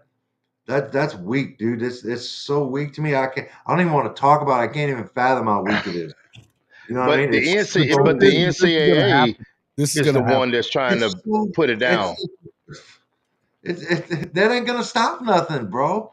Like I'm trying to tell you, like the situation you just They'll just described. find another way to tamper for sure. That's what I'm saying. The situation you just described with a kid that's a 2, that's a 3, that no, he's not going to play, going to continue to get buried. He's leaving after spring anyway. You know what I mean? Whether or not it's for more money or playing time, he's out of there. So again, why are we canceling spring games? Because if the kids that want to leave, they're going to leave. Yeah, I agree with that. I agree. I'm just giving you the scenario of what's happening. Go ahead. Let me read Coach Ricks's super chat real quick before we forget it. Are these the same people that question if Sark was the right coach after the first 2 seasons? Yeah, they're the same ones. They're the same ones, bro. Go ahead. Continue, Bo. Bro, I gotta hold on. Y'all go ahead. I gotta go relieve myself. Okay. But you know, I get what he's saying. People are gonna leave regardless. I mean, you're not gonna stop them from leaving. But I think the NCAA is looking at they want to create every tool that they can to try to, I guess, please the coaches or whatever the situation is. But there's something else that we're not taking into consideration here. How many programs are making money off their spring game with TV deals? You understand what I'm saying? Yeah. So, so I don't know. I don't know if that's going to happen, man. I mean, I know that the NCAA is going to crack down on it, but I don't know how many coaches is going to sit up here and say, I just don't want it because of that. And you got some programs like Nebraska, who, man, he's fighting like hell to turn that program around. Sure. And and everything might not be happening at Oklahoma that's happening at Nebraska. Because it might be an easier poach at Nebraska than it is Oklahoma. You understand what I'm saying? Yeah. So every situation is not the same. It's not the same anywhere. That's the whole point. It's the whole point with all of this is that none of it is the same anywhere, and this is where you're starting to run into problems. And you know who that goes back on? The NCAA. The NCAA, these conferences, these schools that have done things the way they've done them. I'm going to remind everybody that not a single football player, athlete has made a single effing rule about the NIL or the transfer portal or any of that shit. They didn't make the rules. They're just dealing with them and going by them. I'm not in favor of just, we want to punish these kids or keep them from doing it. I had a guy the other night, and I appreciate opinions on this stuff. I understand that you love your program. You recruit these guys, you want to keep them. I understand it. But guess what? Don't forget that every program, and that includes this one, every damn program tells guys to go into the fucking portal every year, folks. Every one of them. And I would tell you that the biggest share of guys that are in the portal from Oklahoma this year and playing elsewhere were told to go into the portal. Even the guys that you loved, the guys that you're hating on, they were all told to go into the portal. BV talked about it whenever he was introducing Arbuckle that day, that there was conversations that were about to be had that he didn't want to have, but it was had to happen because of the way that the season went. The injuries, the fact that because your best ability, availability. The guys that weren't available had to go. It's a lot of meat on the bone. And there's a lot of meat of on the bone. Guys, it's a professional game now. What happens if you're not available in the NFL? What happens? You get your ass cut. You get your ass cut. It happens. This is going to be what it is. But none of that has to do with the fact that, none of it, you can say what you want to say, but the rules have not been made by the players. It sucks whenever you lose a guy that you were really hoping was going to be big for your school. Sucks to see him go do it somewhere else. But in the end, this is the reality of the game that we're in now. And we can kick and scream about it all we want to, but you cannot sit there and blame the players and be real about it. You can't. If you're being honest with yourself, you know damn good and well that it isn't about that. I'm not even paying attention to that stupid ass in there. Continue on with what you were saying. Coach, this Franklin K, we're giving a lot of love to Franklin K, giving a lot of love to TC and the Jackson State Tigers. Hey, shout out to them, man. They went and won the Celebration Bowl this year. It was a big win for them. Oh, yeah, no doubt, man. As well. Good for them, but I don't think they got the kind of money to get those guys from the SEC like you're talking about there. Here's the deal. Jackson State actually had a receiver that I think he went to Mississippi State and did well. And I think he's left Mississippi State and went somewhere else. So I'm gonna give this example. That's a perfect example of, you talk about a kid like we got with Giovanni Gibson. They come from the same conference. Your Heisman Trophy winner come from that freaking conference. And their numbers was good. The numbers wouldn't, I don't think they had the numbers Giovanni Gibson had, but they were still good. Same conference, bro. You see what I'm saying? So, I'm just talking to these guys, talking about these receivers that we got. Where he come from a FCS, who gives a shit? Jackson State has a kid right now that, hey, he a dude. Marcus Dupree grandson plays for Jackson State, and they got some dudes, but it's going to be hard for them to keep those dudes because guess what? You keep winning like you're winning, somebody's coming. And I think TC is the type of guy that, hey, look, his thing is you come play for us for 2, maybe 3 years or whatever. And if you're good enough to go somewhere else and make that money, we'll help you. And that's what everything has turned into. So they got guys, like he's talking about Mississippi State and Ole Miss have huge recruiting problems. They're recruiting against Jackson State. Man, Jackson State does not have the money that those schools have. They got a little bit of money, but they don't have the money, man. You can I love your ass somewhere else. That's not gonna happen. Yeah, I don't know one kid in the last recruiting cycle that has turned down Ole Miss or Mississippi State to go to Jackson State. Better yet, you just got one from Ole Miss that they didn't want. Now he's at Jackson State. So we can go on past Franklin K. I'm a swag guy myself, bro, but the thing about it is it's 2 different leagues, man. Totally 2 different leagues.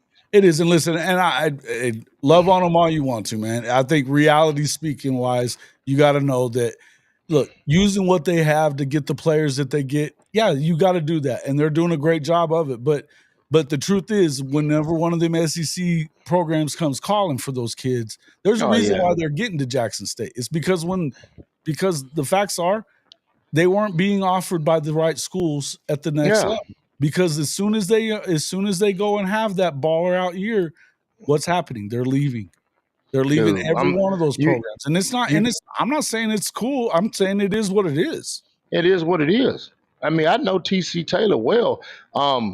My Southern Elite camp, we're having that at Jackson State on June 1st. We're having a mega camp. Southern Elite, we're bringing it to Jackson State this year. I know TC well, man. I know the administration well. And I'm an Alcornite. I played at Alcorn, but I'm not going to sit up here and take from them. They're doing really well over there. But you can't compare, a kid making $50,000 maybe at Jackson State to a kid that's making $200,000-$300,000, man. Your math ain't mathing. Yeah, I don't know nobody going to sit at Jackson State for for 50,000 when they can go play in the SEC for 2 to maybe 300,000. So, you know, I understand your love for your school, and ain't nothing wrong with it. I got love for TC, man, but come on, man, let's be real about it. Are they You getting know, 50,000 at Jackson State? oh yeah, they got some that's getting that kind of money. Okay. Yeah, they got Great. some that's getting that I'm kind of glad to money. hear that. I'm glad to hear Jackson that. State is one of the few schools in That the can in the afford to do SWAC it. that can afford to do it. Everybody's not getting that money. Right. Everybody's not getting that money, but some of their key players are getting a substantial amount. Now, Jackson State can right now, to be honest with you, they can compete with Southern Miss.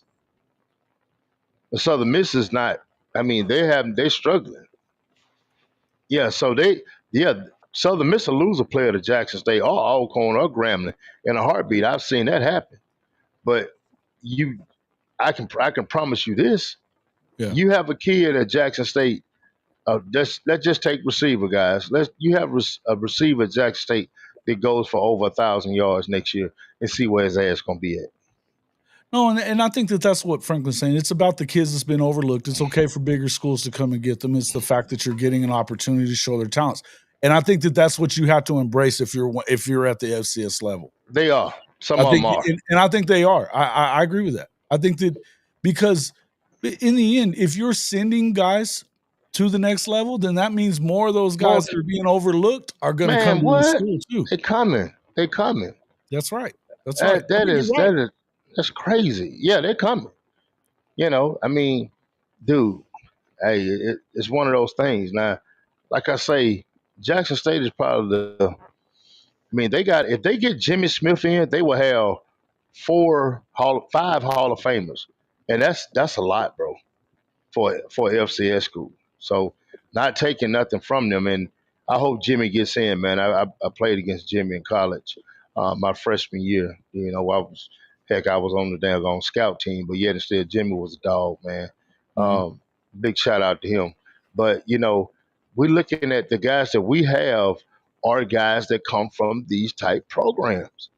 You know, I mean, excuse me, these type of conferences. The SWAC has always been, man, very fertile when it came to skilled players, whether it was defensive backs or receivers or whatever the situation was. And I think it's a conference that is going to get a lot of poaching in the near future. Especially if Gibson does what I think he's going to do, it's gonna start the race. Because who's not going to go to the SWAC and get a kid that put up 1,200 yards, and this kid pans out. He pans out and go to the league. Who everybody's even coaches are copycats. So if one coach do it and he has success at it, what is another coach going to do? He's going to do the same damn thing. Here's what you have to realize is that these guys know how to identify talent, wherever the hell it's at. Yeah. Wherever exactly. and we talked about, I mean, look, here's the things about Giovanni Gibson. Let's just talk about him because he's an FCS guy. He played at Arkansas Pine Bluff. They weren't a good team in the league. They weren't. They got plastered by Alcorn State, but he got off. Got off. He got off. The dude was straight. Look, think about that. EJ knows when he's seeing a good guy. And look, 6'3", that 6'3" level, 215 pounds, running a low 4.5 or into the 4.4s and running routes the way he runs them, that translates to every league. Dude. That translates to every league. It's not like it's hard to identify a guy that's got the talent to play there. You talked about this before. Part of it was the fact that he was a quarterback in high school, played quarterback for his team. He wasn't going to be a quarterback at the next level. And then he got into a little bit of trouble and he didn't even start off in FCS. He had to go Division II route, NAIA, something like that, right? Well, the thing about it is, you know, it wasn't the trouble. He just was hanging around some guys. He never got any trouble. He just right. It just nobody was like, he just had to move. Yeah, right. He said, you know what? I'm hanging with these guys, although y'all my boys. I got guys that I hung with too. That was my boys. You know what I'm saying? And at that point in time, you know, him going to I think it was Henderson State. Yeah. Going to Henderson State and then going to Arkansas Pine Bluff, that was just his path. Everybody don't have the same path, And I used to and tell my so son that the was his same path. thing about golf because he was a golfer and stuff. And that not everybody goes to Stanford like Tiger Woods or Arizona State and all this, these other Oklahoma State, whatever, when it comes to golf. Not everybody does. Everybody has a different path to get where they're going. All of them do. So you can get there in different ways. And the truth is, we're finding more and more of these things happening year after year after year after year, that they come from somewhere and all of a sudden, whoa, who the hell is this kid? Yeah. It's just a fact how Mitchell is doing. I think he's probably doing pretty well, man. I hadn't heard anything in particular myself. I don't know if you guys have heard anything out of that room or whatever, but look, the ones that I'm hearing about though are guys that are going to make impacts. Look, man, I think that, again, I don't know what the thought is for a lot of people, but I think that the idea of not getting those two guys that were in the high school class and they ended up coming to Oklahoma, a lot of that had to do with the fact that they knew they needed right now guys to contribute, right? Yep. So they go out. Keontez Lewis, we know that he is grading through the roof with everything he's done. They're saying, man, he's topping out everything. Same with Giovanni Gibson. Same with guys like, we already knew that Sategna, it looks like he's already that guy too. He's coming from an SEC program. So the idea that none of these guys are going to be good, all you got to do is have a couple of those dudes be what you expect. And I mean, we've talked about guys like Carry-On. We've talked about Burks. We were just talking about Jaden Gibson because, and again, I don't want to discount the fact that Jaden might be that guy. Jaden is a stud, right? Let's just say this again too. Think about this for a second too, is that, look, I'm looking at, I can't help this, man. Yeah, both of the Zions put in work last year as true freshmen, and both of them look like they could be straight up dogs too. The dudes they have on this team, not to mention Elijah Thomas. Don't forget about Elijah Thomas, a freshman that may make a big impact. I ain't worried about this offense, man. Run along, Bevo. You're a clown. You're just a clown. Hey, I was just Mars Jams too. Yeah, that's what I was laughing at. Yeah, I love it. Oh, that's crazy, man. Mars Jams always comes in. Hey, it's a roughneck we're talking about right here on Mars, and he was a Division I athlete too. So, no, all love to Mars. Good to see you in here, my guy. Even David Stone had the boys. Yeah, hey, look, yep. We were talking about that. Look, man, we all had friends that, chose a little bit different path, man. Everybody probably does. And David Stone, yeah, he got sent away to IMG because of that. And that was part of the reason that his mom was concerned about him coming back to Oklahoma. Was the group of kids that she didn't want him back around. It is what it is. Even the kids that got injured at the bigger schools, they do come to SCS to prove themselves again and get called back up. You're right. You're right, Franklin. I think you muted yourself there, Coach Dent. Yeah, he's right. Yeah, he's right. You calling David Stone a bust? Oh my God, you're such a clown. What? Bro, David Stone was one of the best players on that defense at the end of the season last year. I want to know. Explain to me how he's a bust, bro. He's a dumb shit. There's no explanation except he's a dumb shit. He's a dumb shit Texas fan. Dude ain't got a brain in his head. Not a brain in his damn head. Was Bevo just a ballless cow that's scared of UGA the Bulldog? Brandon. Oh man. It's so fun in here. The brand has finally returned. Fuck your brand.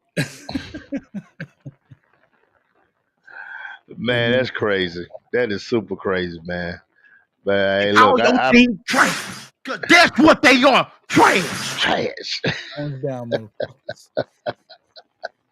hey man, look, I'm telling you, bro, it's I love it, man. I love it when they comment, man, because it is Tells what you it how is, little they man. know. Tells you how little they Yeah, paid attention. He comes in to just talk shit, but he never yeah. says anything that really means anything. Nah, nah. You He know, don't. He don't. He you just That's what know, I'm he saying. just Like, putting it on paper.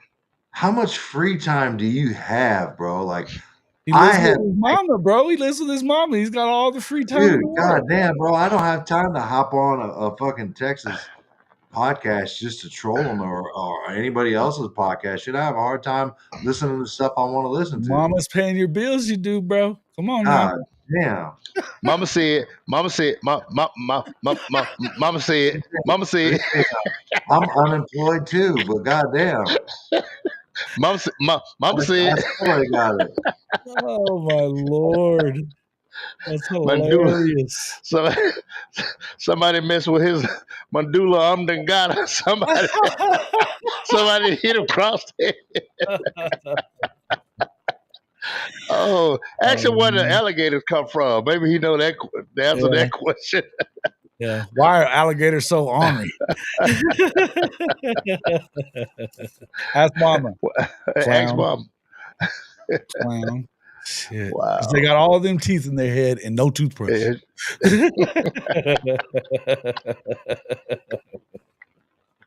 Oh man, that's wild, bro. I hate I went there, but I had to. Yeah, he's still showing his clown side, so it's all good. It is all good. Somebody, we Trash. ain't heard nothing from him, dude. Man, get out of here, He's an idiot. He's just an idiot. It's all good. Oh, it's too fun. Too much fun. Let's man. see. Look, all I can say is this right here. I understand people concerned because you if you love your program, you're gonna have concerns.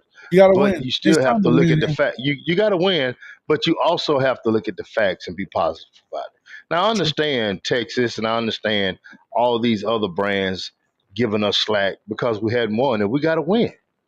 We Well, got to win. That's no ifs and buts about that.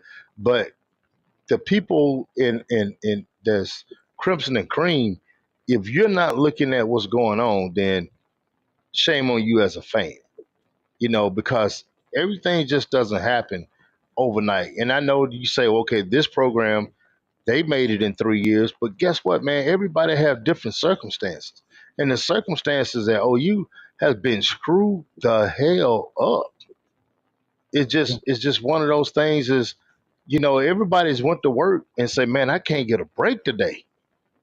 yeah. Every I don't want to who keep on hasn't went having this who hasn't conversation. went to work who hasn't went to work and that hasn't happened to.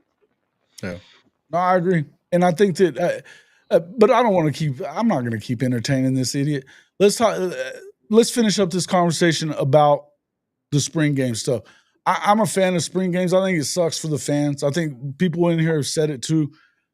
It sucks for the fans that you're not going to have it anymore, right? It's something that you've been used to. Now you can have your little meet and greet thing, or they can play their little games like they did at Ole Miss. There's lots of different ways you can go about this, but in the end, I think that I don't know that you're gonna curb any of that stuff. I don't know that you're gonna curb any of that stuff as far as the tampering is concerned.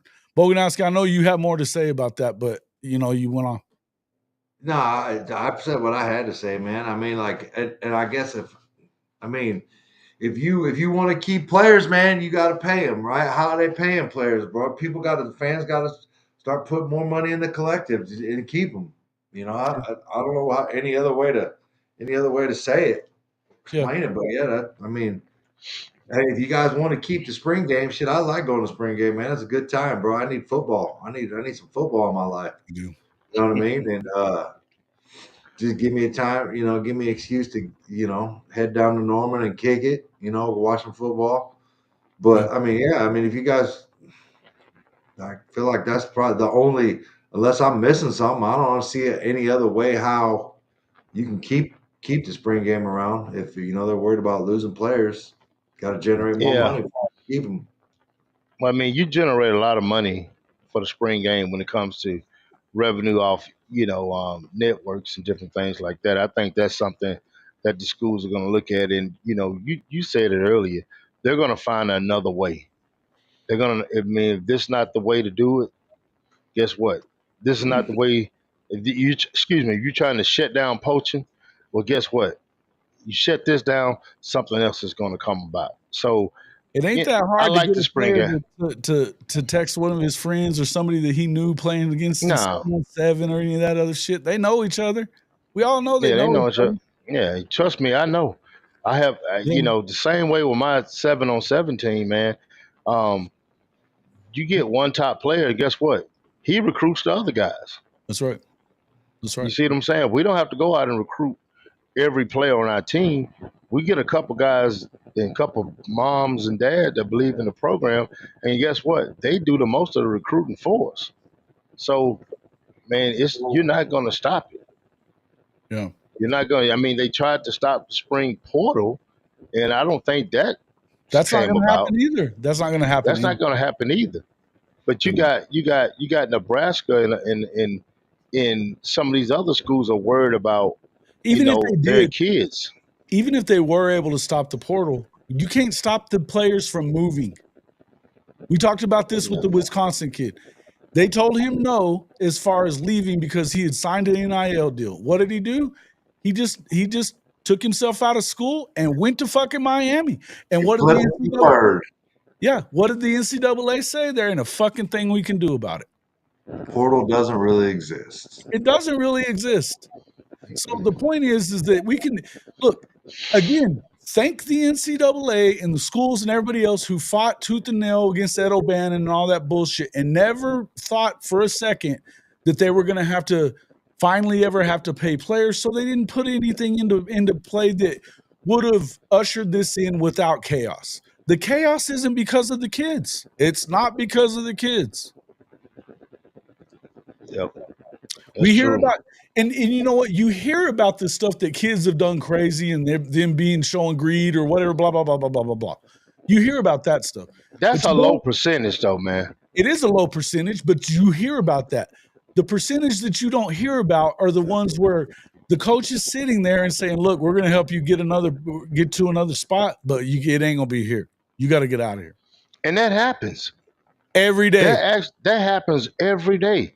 I know a kid that ended up going to another school because his coach was like, hey, man, look, we're bringing in, I know your family. I got a chance, we're bonded, and this is a business. What's the same thing I told you when we first started, that it was a business. And I got a friend of mine, he's at Blase school. Man, I think you will fit perfect. And guess what? I got a gift for you. They're going to pay you more money than we can pay you. Yep. I've seen it happen too. Hey, So Danny, it's and Panic we're talking about. Even if you hadn't played, and one was talking. I mean, Danny had played obviously. When he came back for his senior year, he was like, "I could have made more money. I could have made way more money leaving. Way more money leaving here." And even Panic was like, "Man, I haven't even been a player that's played a lot, and I could make more money than I would make here, or that he makes here." Oh yeah.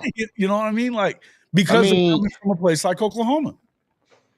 Dude, there's a lot of kids came here. We turned down more money to come. Yeah. You see what I'm saying? So that's not, the Franklin was talking about, it's not all about the money. No, it's not all about the money. I get what he's saying, but yet and still your program have to have that worth for a kid to say that. If your program doesn't have that worth, then it's gonna be about the money. But Yes. when you talking 300,000 to 50,000, it's gonna be about the money. Sure. It's all depending on what the percentage is, guys. I'm just being honest with you.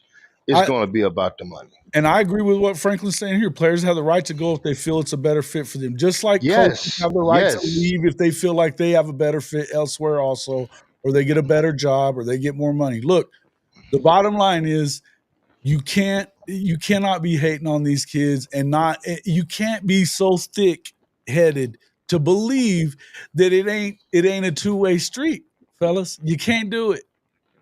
No Dude, matter how much you want to show allegiance to your school, do not be dumb and act like it ain't both ways. Come on, man. We know better. It sucks when you lose the guy that you really wanted to be that guy. And maybe it sucks when he goes elsewhere and is successful when he wasn't successful for you. Mm-hmm. It sucks. Guess what? This is how it is. Will Howard didn't take Kansas State to a national championship game and win it. He did it at Ohio State. I'm sure that pisses off K-State fans. I'm sure it does. They actually aren't that pissed off about it, man. They shouldn't be, but there's probably a few that are, though. There's probably a few that are, or they're pissed off at Coach Kleiman for letting him go. Dude, I'm not gonna lie to you, bro. The consensus was time for him to go. Bring in Avery Johnson. They were trying to get rid of that dude the day he got there. Yeah. Kind of similar to the DG thing for OU. They didn't want him. There was a lot of people that didn't want him. I mean, it was a DG-free stray zone in here, but they were still flying around a lot. Yeah. In the end, it is what it is, man. It is what it is. These kids have been catching the short end of the stick for a long time, and you can't just sit here and act like it wasn't real. All right, let's break into this last topic of the day. We're going to keep this to about 30 minutes so we can get out of here. All right. Last of the day, SEC and Big Ten will hold a Wednesday meeting to discuss format changes to the college football playoff, among other things. But basically what we're finding out is that come next year, not the 25 season, it's going to remain a 12-team playoff. I'm guessing that probably going to hear an announcement within a few days that there's going to be either a 14 or a 16-team playoff coming in 2026, with the Big Ten and SEC getting 4 automatic bids into the dance, the ACC and Big 12 getting 2 each, and then you have one for the group of 5, the best group of 5 champion, and then one more at-large selection as well. I don't know exactly what else it could be, but that's where they're headed with it. They want to make sure that they are getting their programs in. I don't know that you're actually making it harder, but here's why it's going to work out for the Big 12 and the ACC is not going to fight that. You're probably going to get some pushback from the G5, but let's just be real. They don't have any power in this. They're lucky to have a part of it.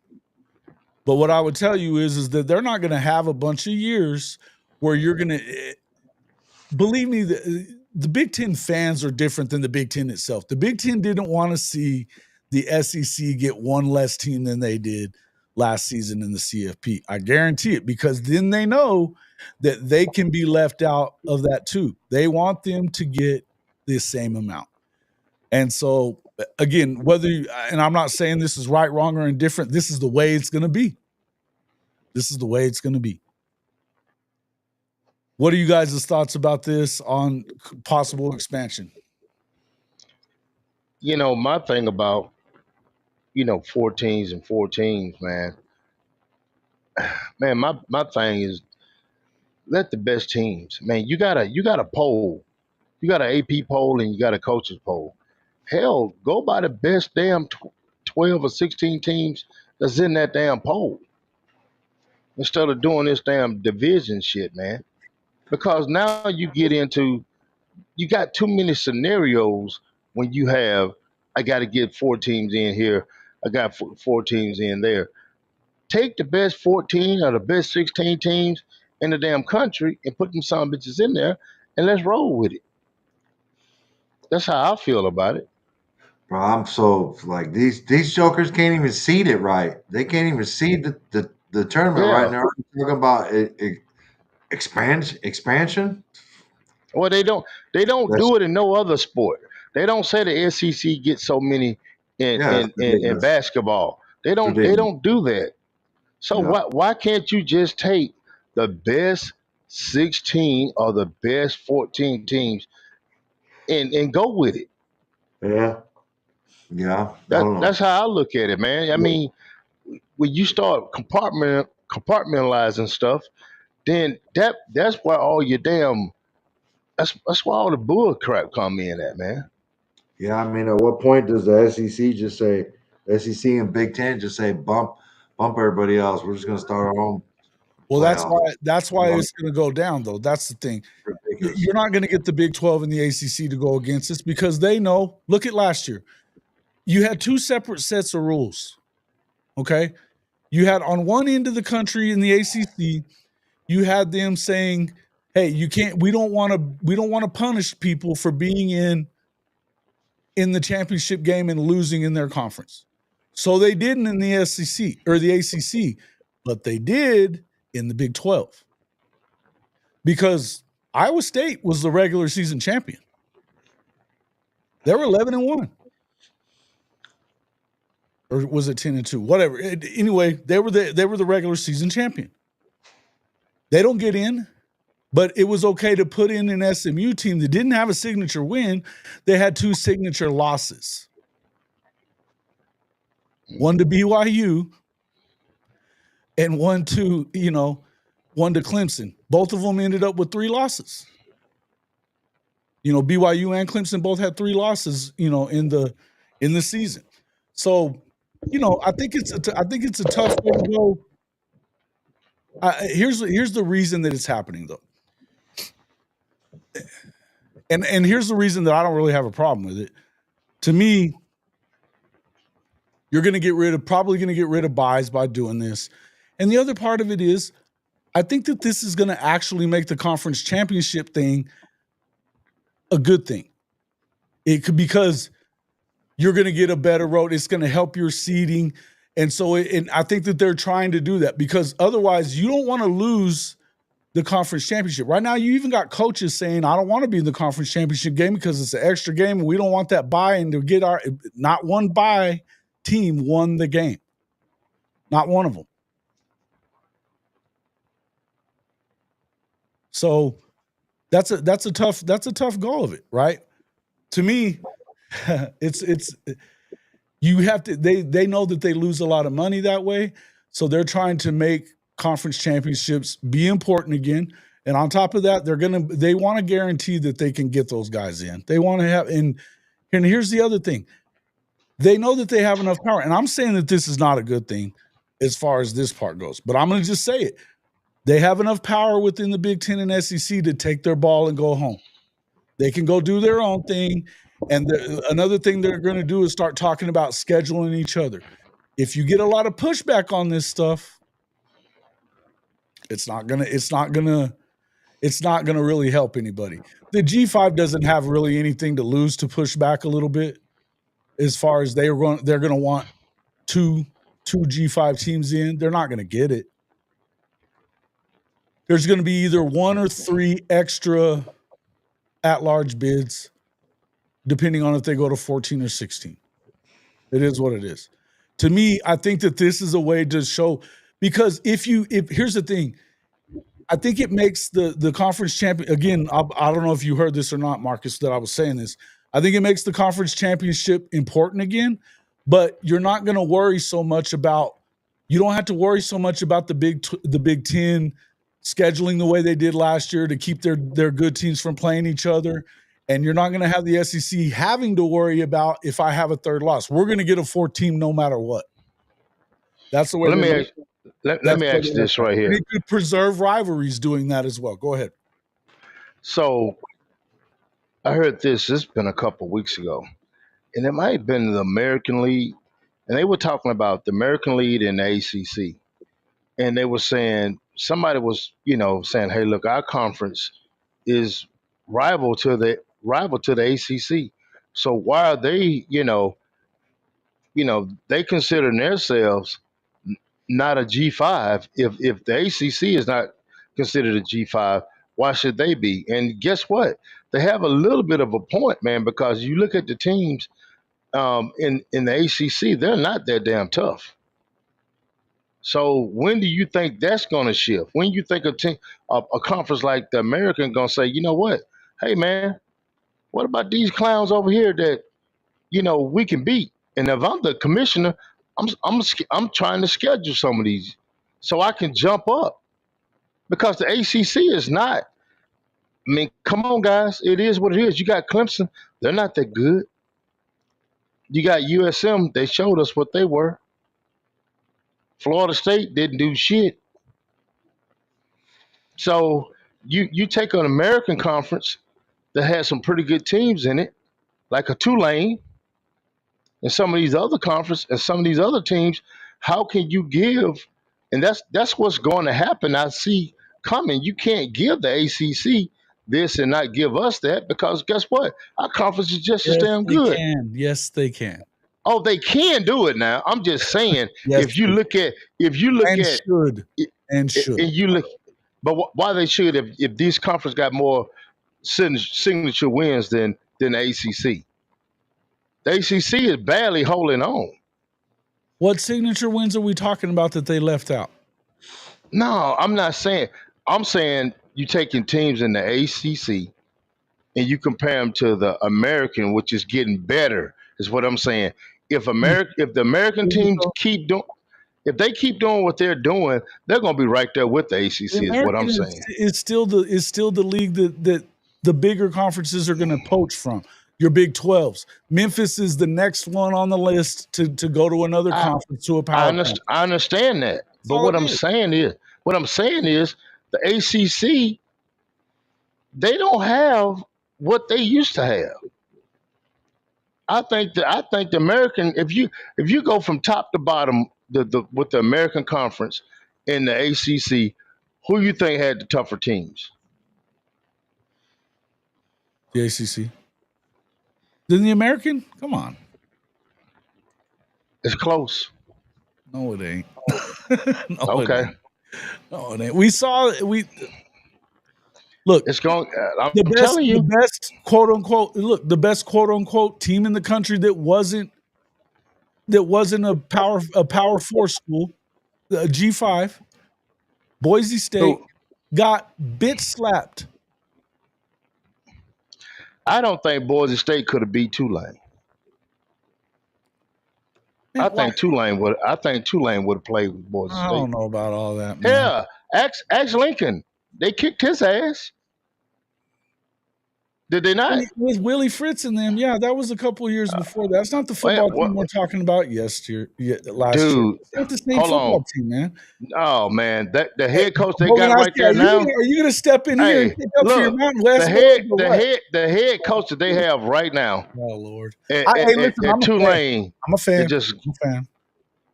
You know, I'm I just like saying. I like Summerall too.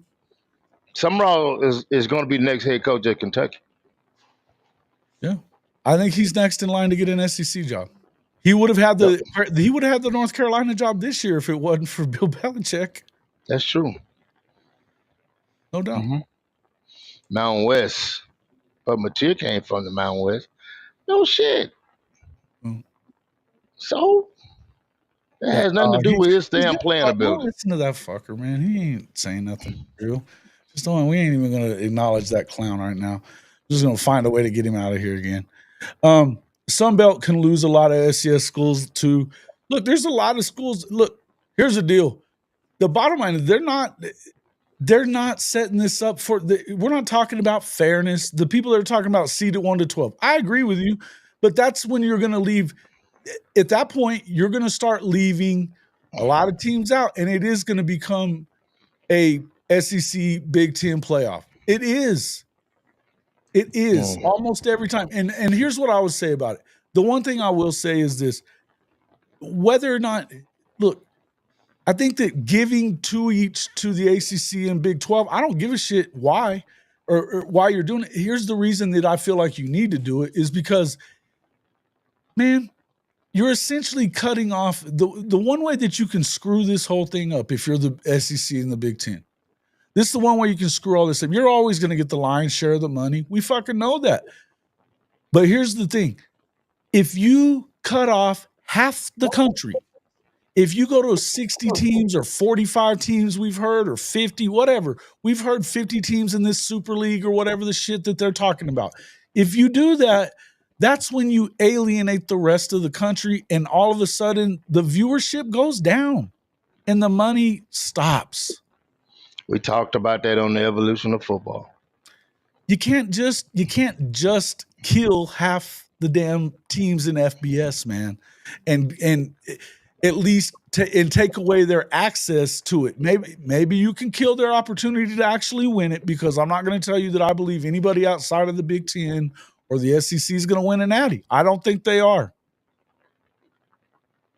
Once every blue moon, possibly. Somebody like a Clemson, somebody like, if SMU, the money that they have at SMU, could you see them building a program again? Sure. Mm-hmm. Florida State, sure. Why not? In the end, do you expect it to happen very much? No, because they're just not, it's not going to be the same. And the truth is, some of those programs are going to end up in the SEC or the Big Ten anyway. Carolina's talking, you're hearing a lot of stuff right now. Who knows what's going to end up happening as far as that goes. But if you kill half the country as far as their access to this tournament, you are fucking yourself. The entire country. You can't do it, man. You can't do it. They better take a page from basketball and football and the FCS level and March Madness or whatever you want to call it. They better take a page from that. And not I mean, 'cause like you said, I'm with you on that, man. You can't cut the rest of the country off. You can't do that. You're gonna lose all kind of money. That's why the reason you can't just seed them 1 to 12, is that going to be the real champion? Sure. But you can't do it seeding them 1 to 12, because the truth is the seedings, it's going to go by polls, which is going to, in the end, this is the first year that you're going to have the huge money difference between these programs, between the power programs even.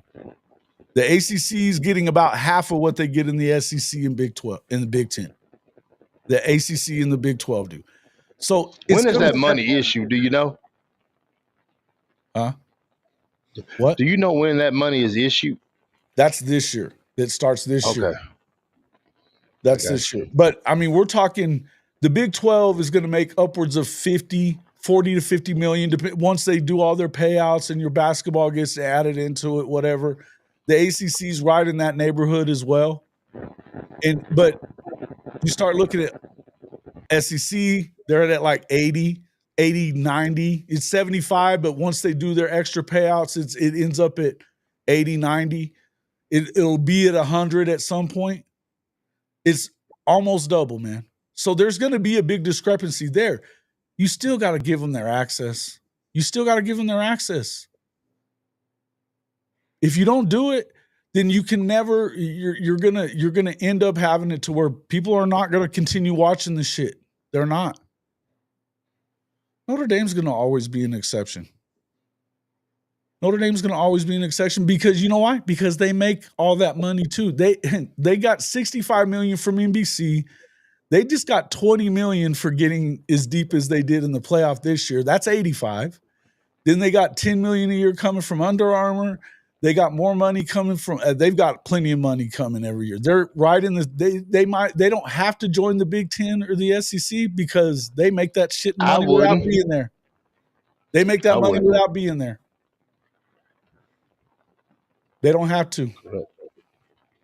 You know. Correct. No, we're not doubting it. We're not. No, we're not. In the end, I don't know, man. Bo, what do you got on this? Man, I don't know. I just think the NCAA is doing too much, man. Like for an organization that the NCAA, or is it the SEC Big Ten? No, but so like the NCAA is doing too much, right? But at the same time, they're not doing enough, if that makes sense, right? Like they're just letting shit happen. Like not organizing it and being the NCAA that we all grew up with, right? And I just don't understand like what their purpose is now. And like they don't have a purpose in college football at all. They don't. But that's what I'm saying. So like I don't understand what their role is in all this. Like are we asking for approval, or are we just like, hey, NCAA, we're going to do this, and we just wanted to let you know, so you can get on board with it, but we're going to do it anyway. You know what I mean? Like I just don't. I'm really don't know about the NCAA right now, man, and I don't know if I get it, man, and I don't understand the purpose and where we're going, but I have a feeling that the group of fives are going to get left out, and they're gonna be asked out, and I don't know what's gonna stop it, man, because the money is king, and that's why the NCAA did what they did for so long, because they wanted to make money. And I think they're just trying to hold on right now to make what money they can before they become obsolete. And, conference wise or whatever, I listened to Pate this morning, and I kind of agreed what he said, with the two conference championship teams getting in from the SEC and the Big Ten. I kind of feel that. Do you got to make it equitable with all the other, with the Big 12 and the ACC and that guy? I don't know. Man, I just want them to do basic shit right. Just seed it right. And bump it up a week so there's not a gap. Like I can't even move on to expansion, because if you expand with the problems you got that you can't get right, it's just going to be more problems. So I don't know, man. I ain't even trying to hear it, bro. I don't even care. I'm gonna be 100% honest with you. I really don't give a shit. Oh, and I think that the seeding part of it was such a joke. It was such a joke. But again, as I said, it's pretty clear to me that the Big Ten, whether fans are fans, they're gonna want what they want, right? But the Big Ten doesn't give a shit. They want to make sure that they get their 4 every year. They knew by seeing the SEC only get 3 and they got 4 that could be them any one of these years. They're trying to better their situation. They want to secure this for them. But it's one, as long as you've got they scheduled it right though. They scheduled their conference play right. Here's the thing: we say that though, but here's the deal. Top to bottom, they're not as strong in the Big Ten, top to bottom, as it is in the SEC. But you don't hear them talking about playing a 9-conference schedule. Huh? You don't hear that. It's just the SEC. Listen to what I'm trying to tell you. They could limit their exposure, their best team's exposure to each other there. They could do that in the Big Ten because it's so top heavy. You've got 4 teams that are really pretty good. You think SC is going to be one of them? When? I mean, we haven't seen it yet. You figure Washington will come and be part of that. But in reality, you have 4 teams that are really good, right? Is Indiana going to be one of those teams? I doubt it, right? Is Minnesota? No. Is Michigan State? I don't know. I like John L. Smith. I don't know that they are, right? In the end, but it's not like that in the SEC. The SEC, and they want to preserve this. One of the most important things for the SEC to do is to preserve their rivalries within the conference. So whether either they're going to go back to the divisions or they're not, and I know we've talked about the division stuff, but I don't know that really saves you can save 1 or 2. You can do this, let's save Texas and Missouri thing, but you can't save the rest of them. You can't do it. I don't know a way that you can do it. It's not the same damn thing. So to me, I think that the reason that you're doing this is because you don't want the SEC to give a shit. You want the top 4 teams from the SEC to all have a spot in the playoff, because that way you can continue having your rivalry games. You can continue putting the best up against the best and playing whoever the hell it is, because you're going to get a spot either way. That's the reason that I think this is going down. Yeah, it'd be very possible. Very possible. Like I said, I don't care. My thing about it is it's all about money, Mike. It's all about money. I mean, we know that, and that's just what we have to deal with. But like I said, it's going to come to. I think the SEC has to take 1 page from the Big Ten, and that's the scheduling part. How they did not. Does that really help though? Yes, man. Why would you they need to go back east and, well, dude, I think they need to go back to East and West. I don't give a damn. I growing up in the SEC, you preserve the rivalries, I'm fine with that. I don't want to see any more rivalries go by the wayside. No. You still can preserve the rivalries, bro. In the SEC, you don't have. You got Ole Miss, Mississippi State. You got Texas, Oklahoma. You got Auburn, Alabama. You got Tennessee, Alabama. You got Georgia, Alabama. Outside of that, the hell you got? And that can easily be done. Texas A&M, Oklahoma, Texas. You've got, Well, but Texas, we're talking well, about Texas, Arkansas. Wait a Texas, minute. Texas. Arkansas, Go ahead. Texas is important to a lot of people. It's look, these look, some of these are going to go away. They have to. Dude, when the last time? Okay, Texas until this year, rivalry. Texas and Texas Tech, Texas and Texas A&M Arkansas, hadn't Texas is a played huge rivalry. forever. They hate each other by a lot. You know, that's I was crazy. today years old when I found that out. It's because of the Southwest Conference Wow. days, man. It's all the Southwest Conference stuff. Now, and I don't know that Texas calls them a rival. It's a rivalry for Arkansas, though. It matters to them. Any Arkansas fan, they hate the Horns just as much as we do. Some will tell you more. You know, Yeah, I can see that. The bottom line is you need to, yeah. And yet, here's the thing, and what Neilio's talking about: Georgia and Alabama have hardly played each other the past few decades. I don't want to see them going back to the divisions because I don't want to see. I don't know what's going on with Dent there. I think he just froze up on us. He's all sideways and sleep. He fell out. Trying to get on his level here. Try to get on that level. Whee. Anyway, I don't want to. I don't want to see. I don't want to go back to the divisions because I want to see. I want to see these guys. Hold on. What's this?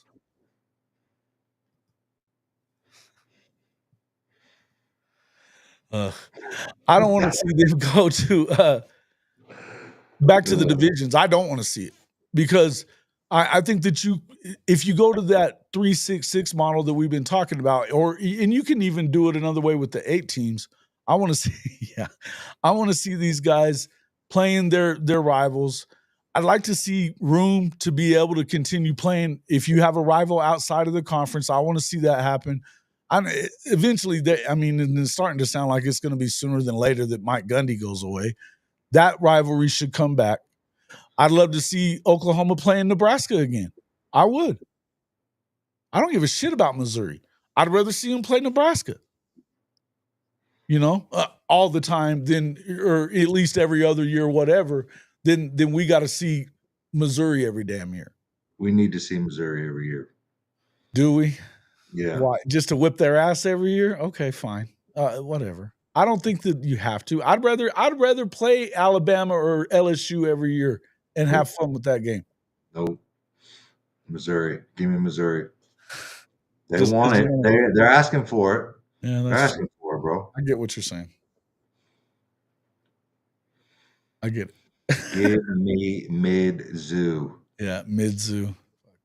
Man, I had Jason Shear was in here. He's one of my guys, but he was talking some mad shit the other night. That's what I'm saying, dude. Talking some mad shit the other night, man. Shit. Yeah, that's what I'm saying. Alabama, Tennessee. Look, there's a lot of them listen, these rivalries will go away. These rivalries will go away unless they move it up, and it doesn't matter what your records are. With the top 4 are going to get in. If they don't have to worry about that, about what the record is, and the fact that they're going to have the toughest schedules, and it's okay to have the toughest schedules because even if you have 3 losses, however you get in, you're going to get in. Oh, okay, here we go. Yeah. Hold up. Yeah, let me pull you in here, pig dog. Yeah, it had you whacked out. Leave those bodyguard. That's exactly why. It's exactly why we need to keep seeing them because we lost to them, and we got to get our get back and continue to get our get back. Yeah, we're gonna keep seeing you in Texas. We need to see them for another 96. Yeah, Texas has beaten Oklahoma now 3 times in the last 11 years. So shut up. They don't look at that. No, they don't look at that. No. They don't pay that any attention. Move to your left just a shade there, Coach. Your left. The other way. Yeah. Nope. The other way. The other way. That's my left. That's this left. Hold on, I got it, bro. I can fix it myself. Bro, that The is wrong the way now. weirdest, Hold on, I got it. weirdest shit. I don't know what's going on with it. Bro, you're like I don't know, it's crazy when you get in the screen, like you think you're centered on the camera, but you're not. It's super wild to me. It jacked me up the first time. I was like, hold on, what the hell? I was trying to move my camera to center me. Nope, I had to move myself. Right. Yeah. Hey, Gilio. Yeah, man. And you know what? Normally he's been pretty chill. Oh, Sheer. He said he's the epitome of a Mizzou honk. Knows everything and thinks he's the smartest douche in the room. He was being a douche the other night for damn sure. He was definitely being a douche the other night. Kept talking that shit. Like Missouri's won like 1 out of 10 for the life of this series. Hey, dude, have you guys looked at the schedule coming out? Like that, I'm looking at Bob. Like Kansas hates Missouri more than OU ever could. He's right, bro. They hate him up here, and They do. But they got to play Kansas. They play Kansas early in the year. Brought back that little. Good for you, Bevo. Texas has the overall record. Yeah, you're gonna pound your chest about winning the leather helmet days. Good for you. Since the game was, integrated, we own your ass, and you know this. You know this. Since brothers got to play college football at Texas and Oklahoma, who's winning? That's all I got for you. Shut it. Yeah, I have to say the same thing about those people at Ole Miss, man. They get to talking that crap. I'm like, man, come on, be real. Oh, dude, be real. In the 50s, Ole Miss couldn't beat Jackson State or Alcorn State. Texas knows how to beat Mizzou. You never had to play them. You haven't played them. You've played Kentucky. You played Mississippi State. That's who you got this year. Yeah, don't worry about us. Y'all worry about Vandy. Yeah. You're damn right about that now. You better worry about Vandy. Yeah, Kansas has a much bigger rivalry with Mizzou than Oklahoma does. I think that the reason most people in Oklahoma just don't give a shit about Mizzou, it just doesn't move the needle. Now, Drink is doing his best to make us hate him even more and more and really want to rub their nose in it. I'm ready for this game this year. I can't wait. They're going to come to Norman and get the brakes beat off of their ass. Oh, Jacob Peeler from Kosciuszko, Mississippi, receiver coach over there. Oh, Jacob well. At where? At Mizzou. Yeah, he's a Mississippi guy. Do they have any receivers now? Not that I know of. I don't either. I mean, because Theo exhausted his 8 years of freaking college football eligibility, and Luther's gone. So that's it, man. What are they going to do now? They got the backup from Penn State who wasn't good enough to start at Penn State. They're fucked. Yeah. Plus, their defense was really what led them anyway. The last two. And then they lost a lot on that, bro. Mm-hmm. They lost a lot. You know. They did. So, hey, it is what it is. You can take that little funky win that you got out of us, and you can hang it on the wall because that's probably the last one you're going to get for a long time. Long time. Our defense handled them. We just had a couple of miscues, man. And, it is what it is. And not making any excuses. They won the football game. But don't sit up here and act like you dominated the game when put them out. I'm gonna go Dennis Green. We let them off the hook. We had their ass. We let them off the hook. Missouri's who the hell we thought they were. And we let them off the hook. Facts. That's what we did. We let their ass off the hook. Oh, Jackson effing Arnold on that one. Both small hands.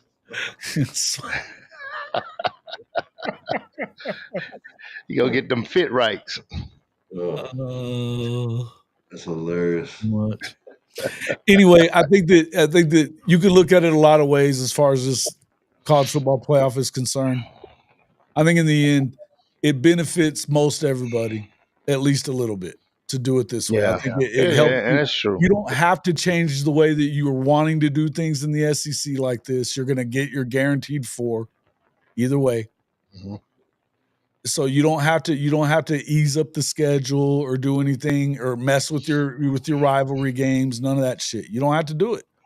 Yep. You can go to the You don't, 9 man. game You don't schedule. have to do it. You can go to the 9 game schedule anyway because it's not going to hurt you, which means that you can play everybody every other year, and you've got 3 rivals that you protect. It'll help, and that's better for the game. Look, as far as that goes, and again, you don't have to alienate half the country either. Mm-mm. Man, you're right about that. And you talk about Drake trying to make OU a rival, man. Look, y'all got y'all one little deal. It's not gonna happen anymore. You act like you walking, you got a big stick. You don't carry a big stick. You little fit right guy. That's all you are, Missouri. That's it. Come on. I mean, my thing about it is, Drake's a clown, OU dude. He's as big a clown as Bevo is. Dumbass. and look, don't get me wrong. Coach Stoops. Why are you going at Bob? And here's the thing, man. In this day and time, and I'm gonna say this, he's trying to move the needle with the energy, and I get it, but we're just not interested. That's it. That's the problem. We're not interested. We're not interested in, the games. We're not interested in that. Because he was nervous as a doggone hooker in church all through them doggone first 3 quarters and in the fourth quarter too. He was nervous as hell. What? He felt like he was finna eat that shit. Yeah. Well, and you don't sit up realize, here and act like you how BV didn't shake his hand or any of that kind of shit before or after the game. Yeah. He was sitting there waiting on him at midfield to go talk to him. He never did. Nah, man, you violated, man. You violated. Well, You violated. So, hey. Yeah, the whole deal with Caden Green and all that stuff was a shit show. Oh yeah. Then his parents, me and Mike, was there, and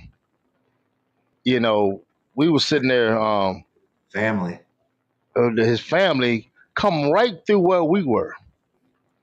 I mean, they had no reason to come over there with the visitor side. We did not see one. You talking about after the game? You talking about after the game? Yeah, down and before. And before. It was already prepositioned over there, sitting down, waiting for the introductions to be called. Starting lineup. Yeah, so my thing about it is the school had to be in on that then too. I don't know if the school was in on it or not, but man, it was tacky. It was early in the game. They didn't give them seats there because that's how I realized they did it on purpose, because once that shit was done, they got up and walked off. It went to their real seats. Right. And see the thing, and the thing about it is, we sitting here waiting on our kids to come out, and they are just walking through, bro. That is, but if I'm a head coach and I see you got these type tactics, but guess what? Look at the head coach. Look what kind of tactics and shit he pulled. So they cool with that old bullshit. We got more class than that. Nobody from OU said anything to them, but they was warned. They was geared for it. They was ready for it. And to be honest with you, Caden Green, from what I hear, he wanted to come back. And I heard Powers of Beast said, nah, it's cool. You stay where you at. He's not all that. He's not all that. I mean, for you to come up here and do what you did to our parents and walk through them and just be disrespectful like that, then I understand when the parents. That was the weird thing about it. I want to see them act like they did in Norman this year. Yeah. because hey, they're not going to do it. They're not gonna do it. They ain't gonna do ain't that. got restraint like the parents do. There ain't no damn way. Like my man that like the Texas fan that come up in the stand in the Ole Miss at the Ole Miss game right in front of me. Hey, them boys got that shit pushed in. That cop got him, bro. He got it.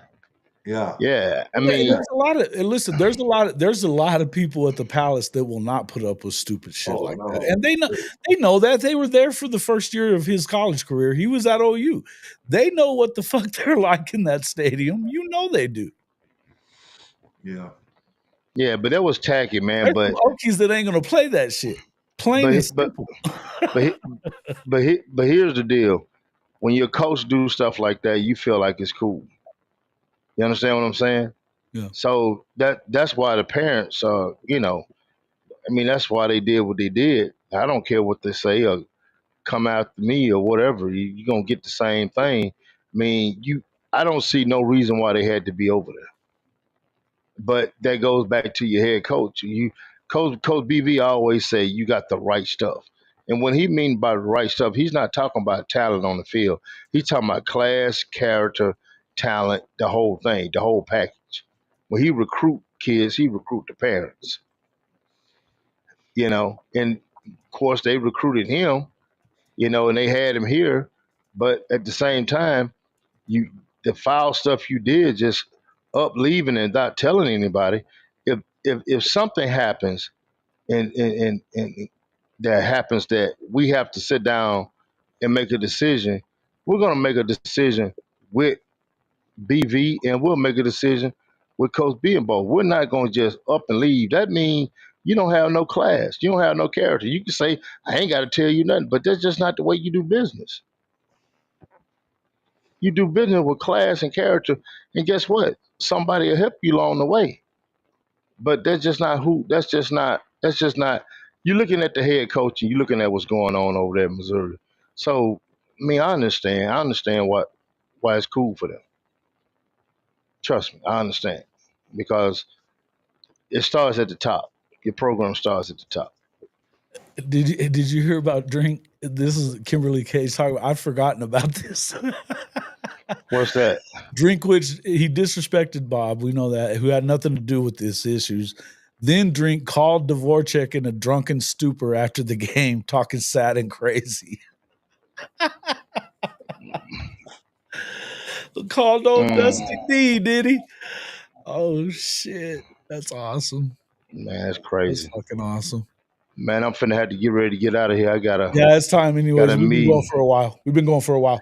No. I didn't. Yeah, and Sooner in Texas, it's not because he's got to be on the other stream, but because of I don't know, for whatever reason I can't get him out. Anyway, guys, I appreciate y'all coming in. We had a good conversation. We've had a good conversation here today. Good topics. Anything else y'all want to add before you get out of here? And definitely tell us how to find you. Obviously, Marcus. You can find me on Twitter at Marcus Dent 93. You can go to the Gridiron Insight on YouTube and check us out, man. We're going to be putting out some more content here pretty shortly. Me and my guy Jason and my guy Michael Stevens. So go check us out at the Gridiron Insight. Gridiron Insight, absolutely. Make sure that he's on there. He's streaming this show as well. If you're not already a subscriber to the channel or you're not hitting the like button, make sure you get to both channels and hit that like button on both of them as well. Man, we always appreciate you coming in and your insight, my man. And hey, Big Mike, appreciate it. Big Mike, same with you, man. Tell everybody how to find you on Twitter. You're a good Twitter follower. You don't need to find me, bro. Y'all don't need to find me. Y'all need to know. I'll be on here on Mondays. He's always good for a Monday over here. That joke full of shit, man.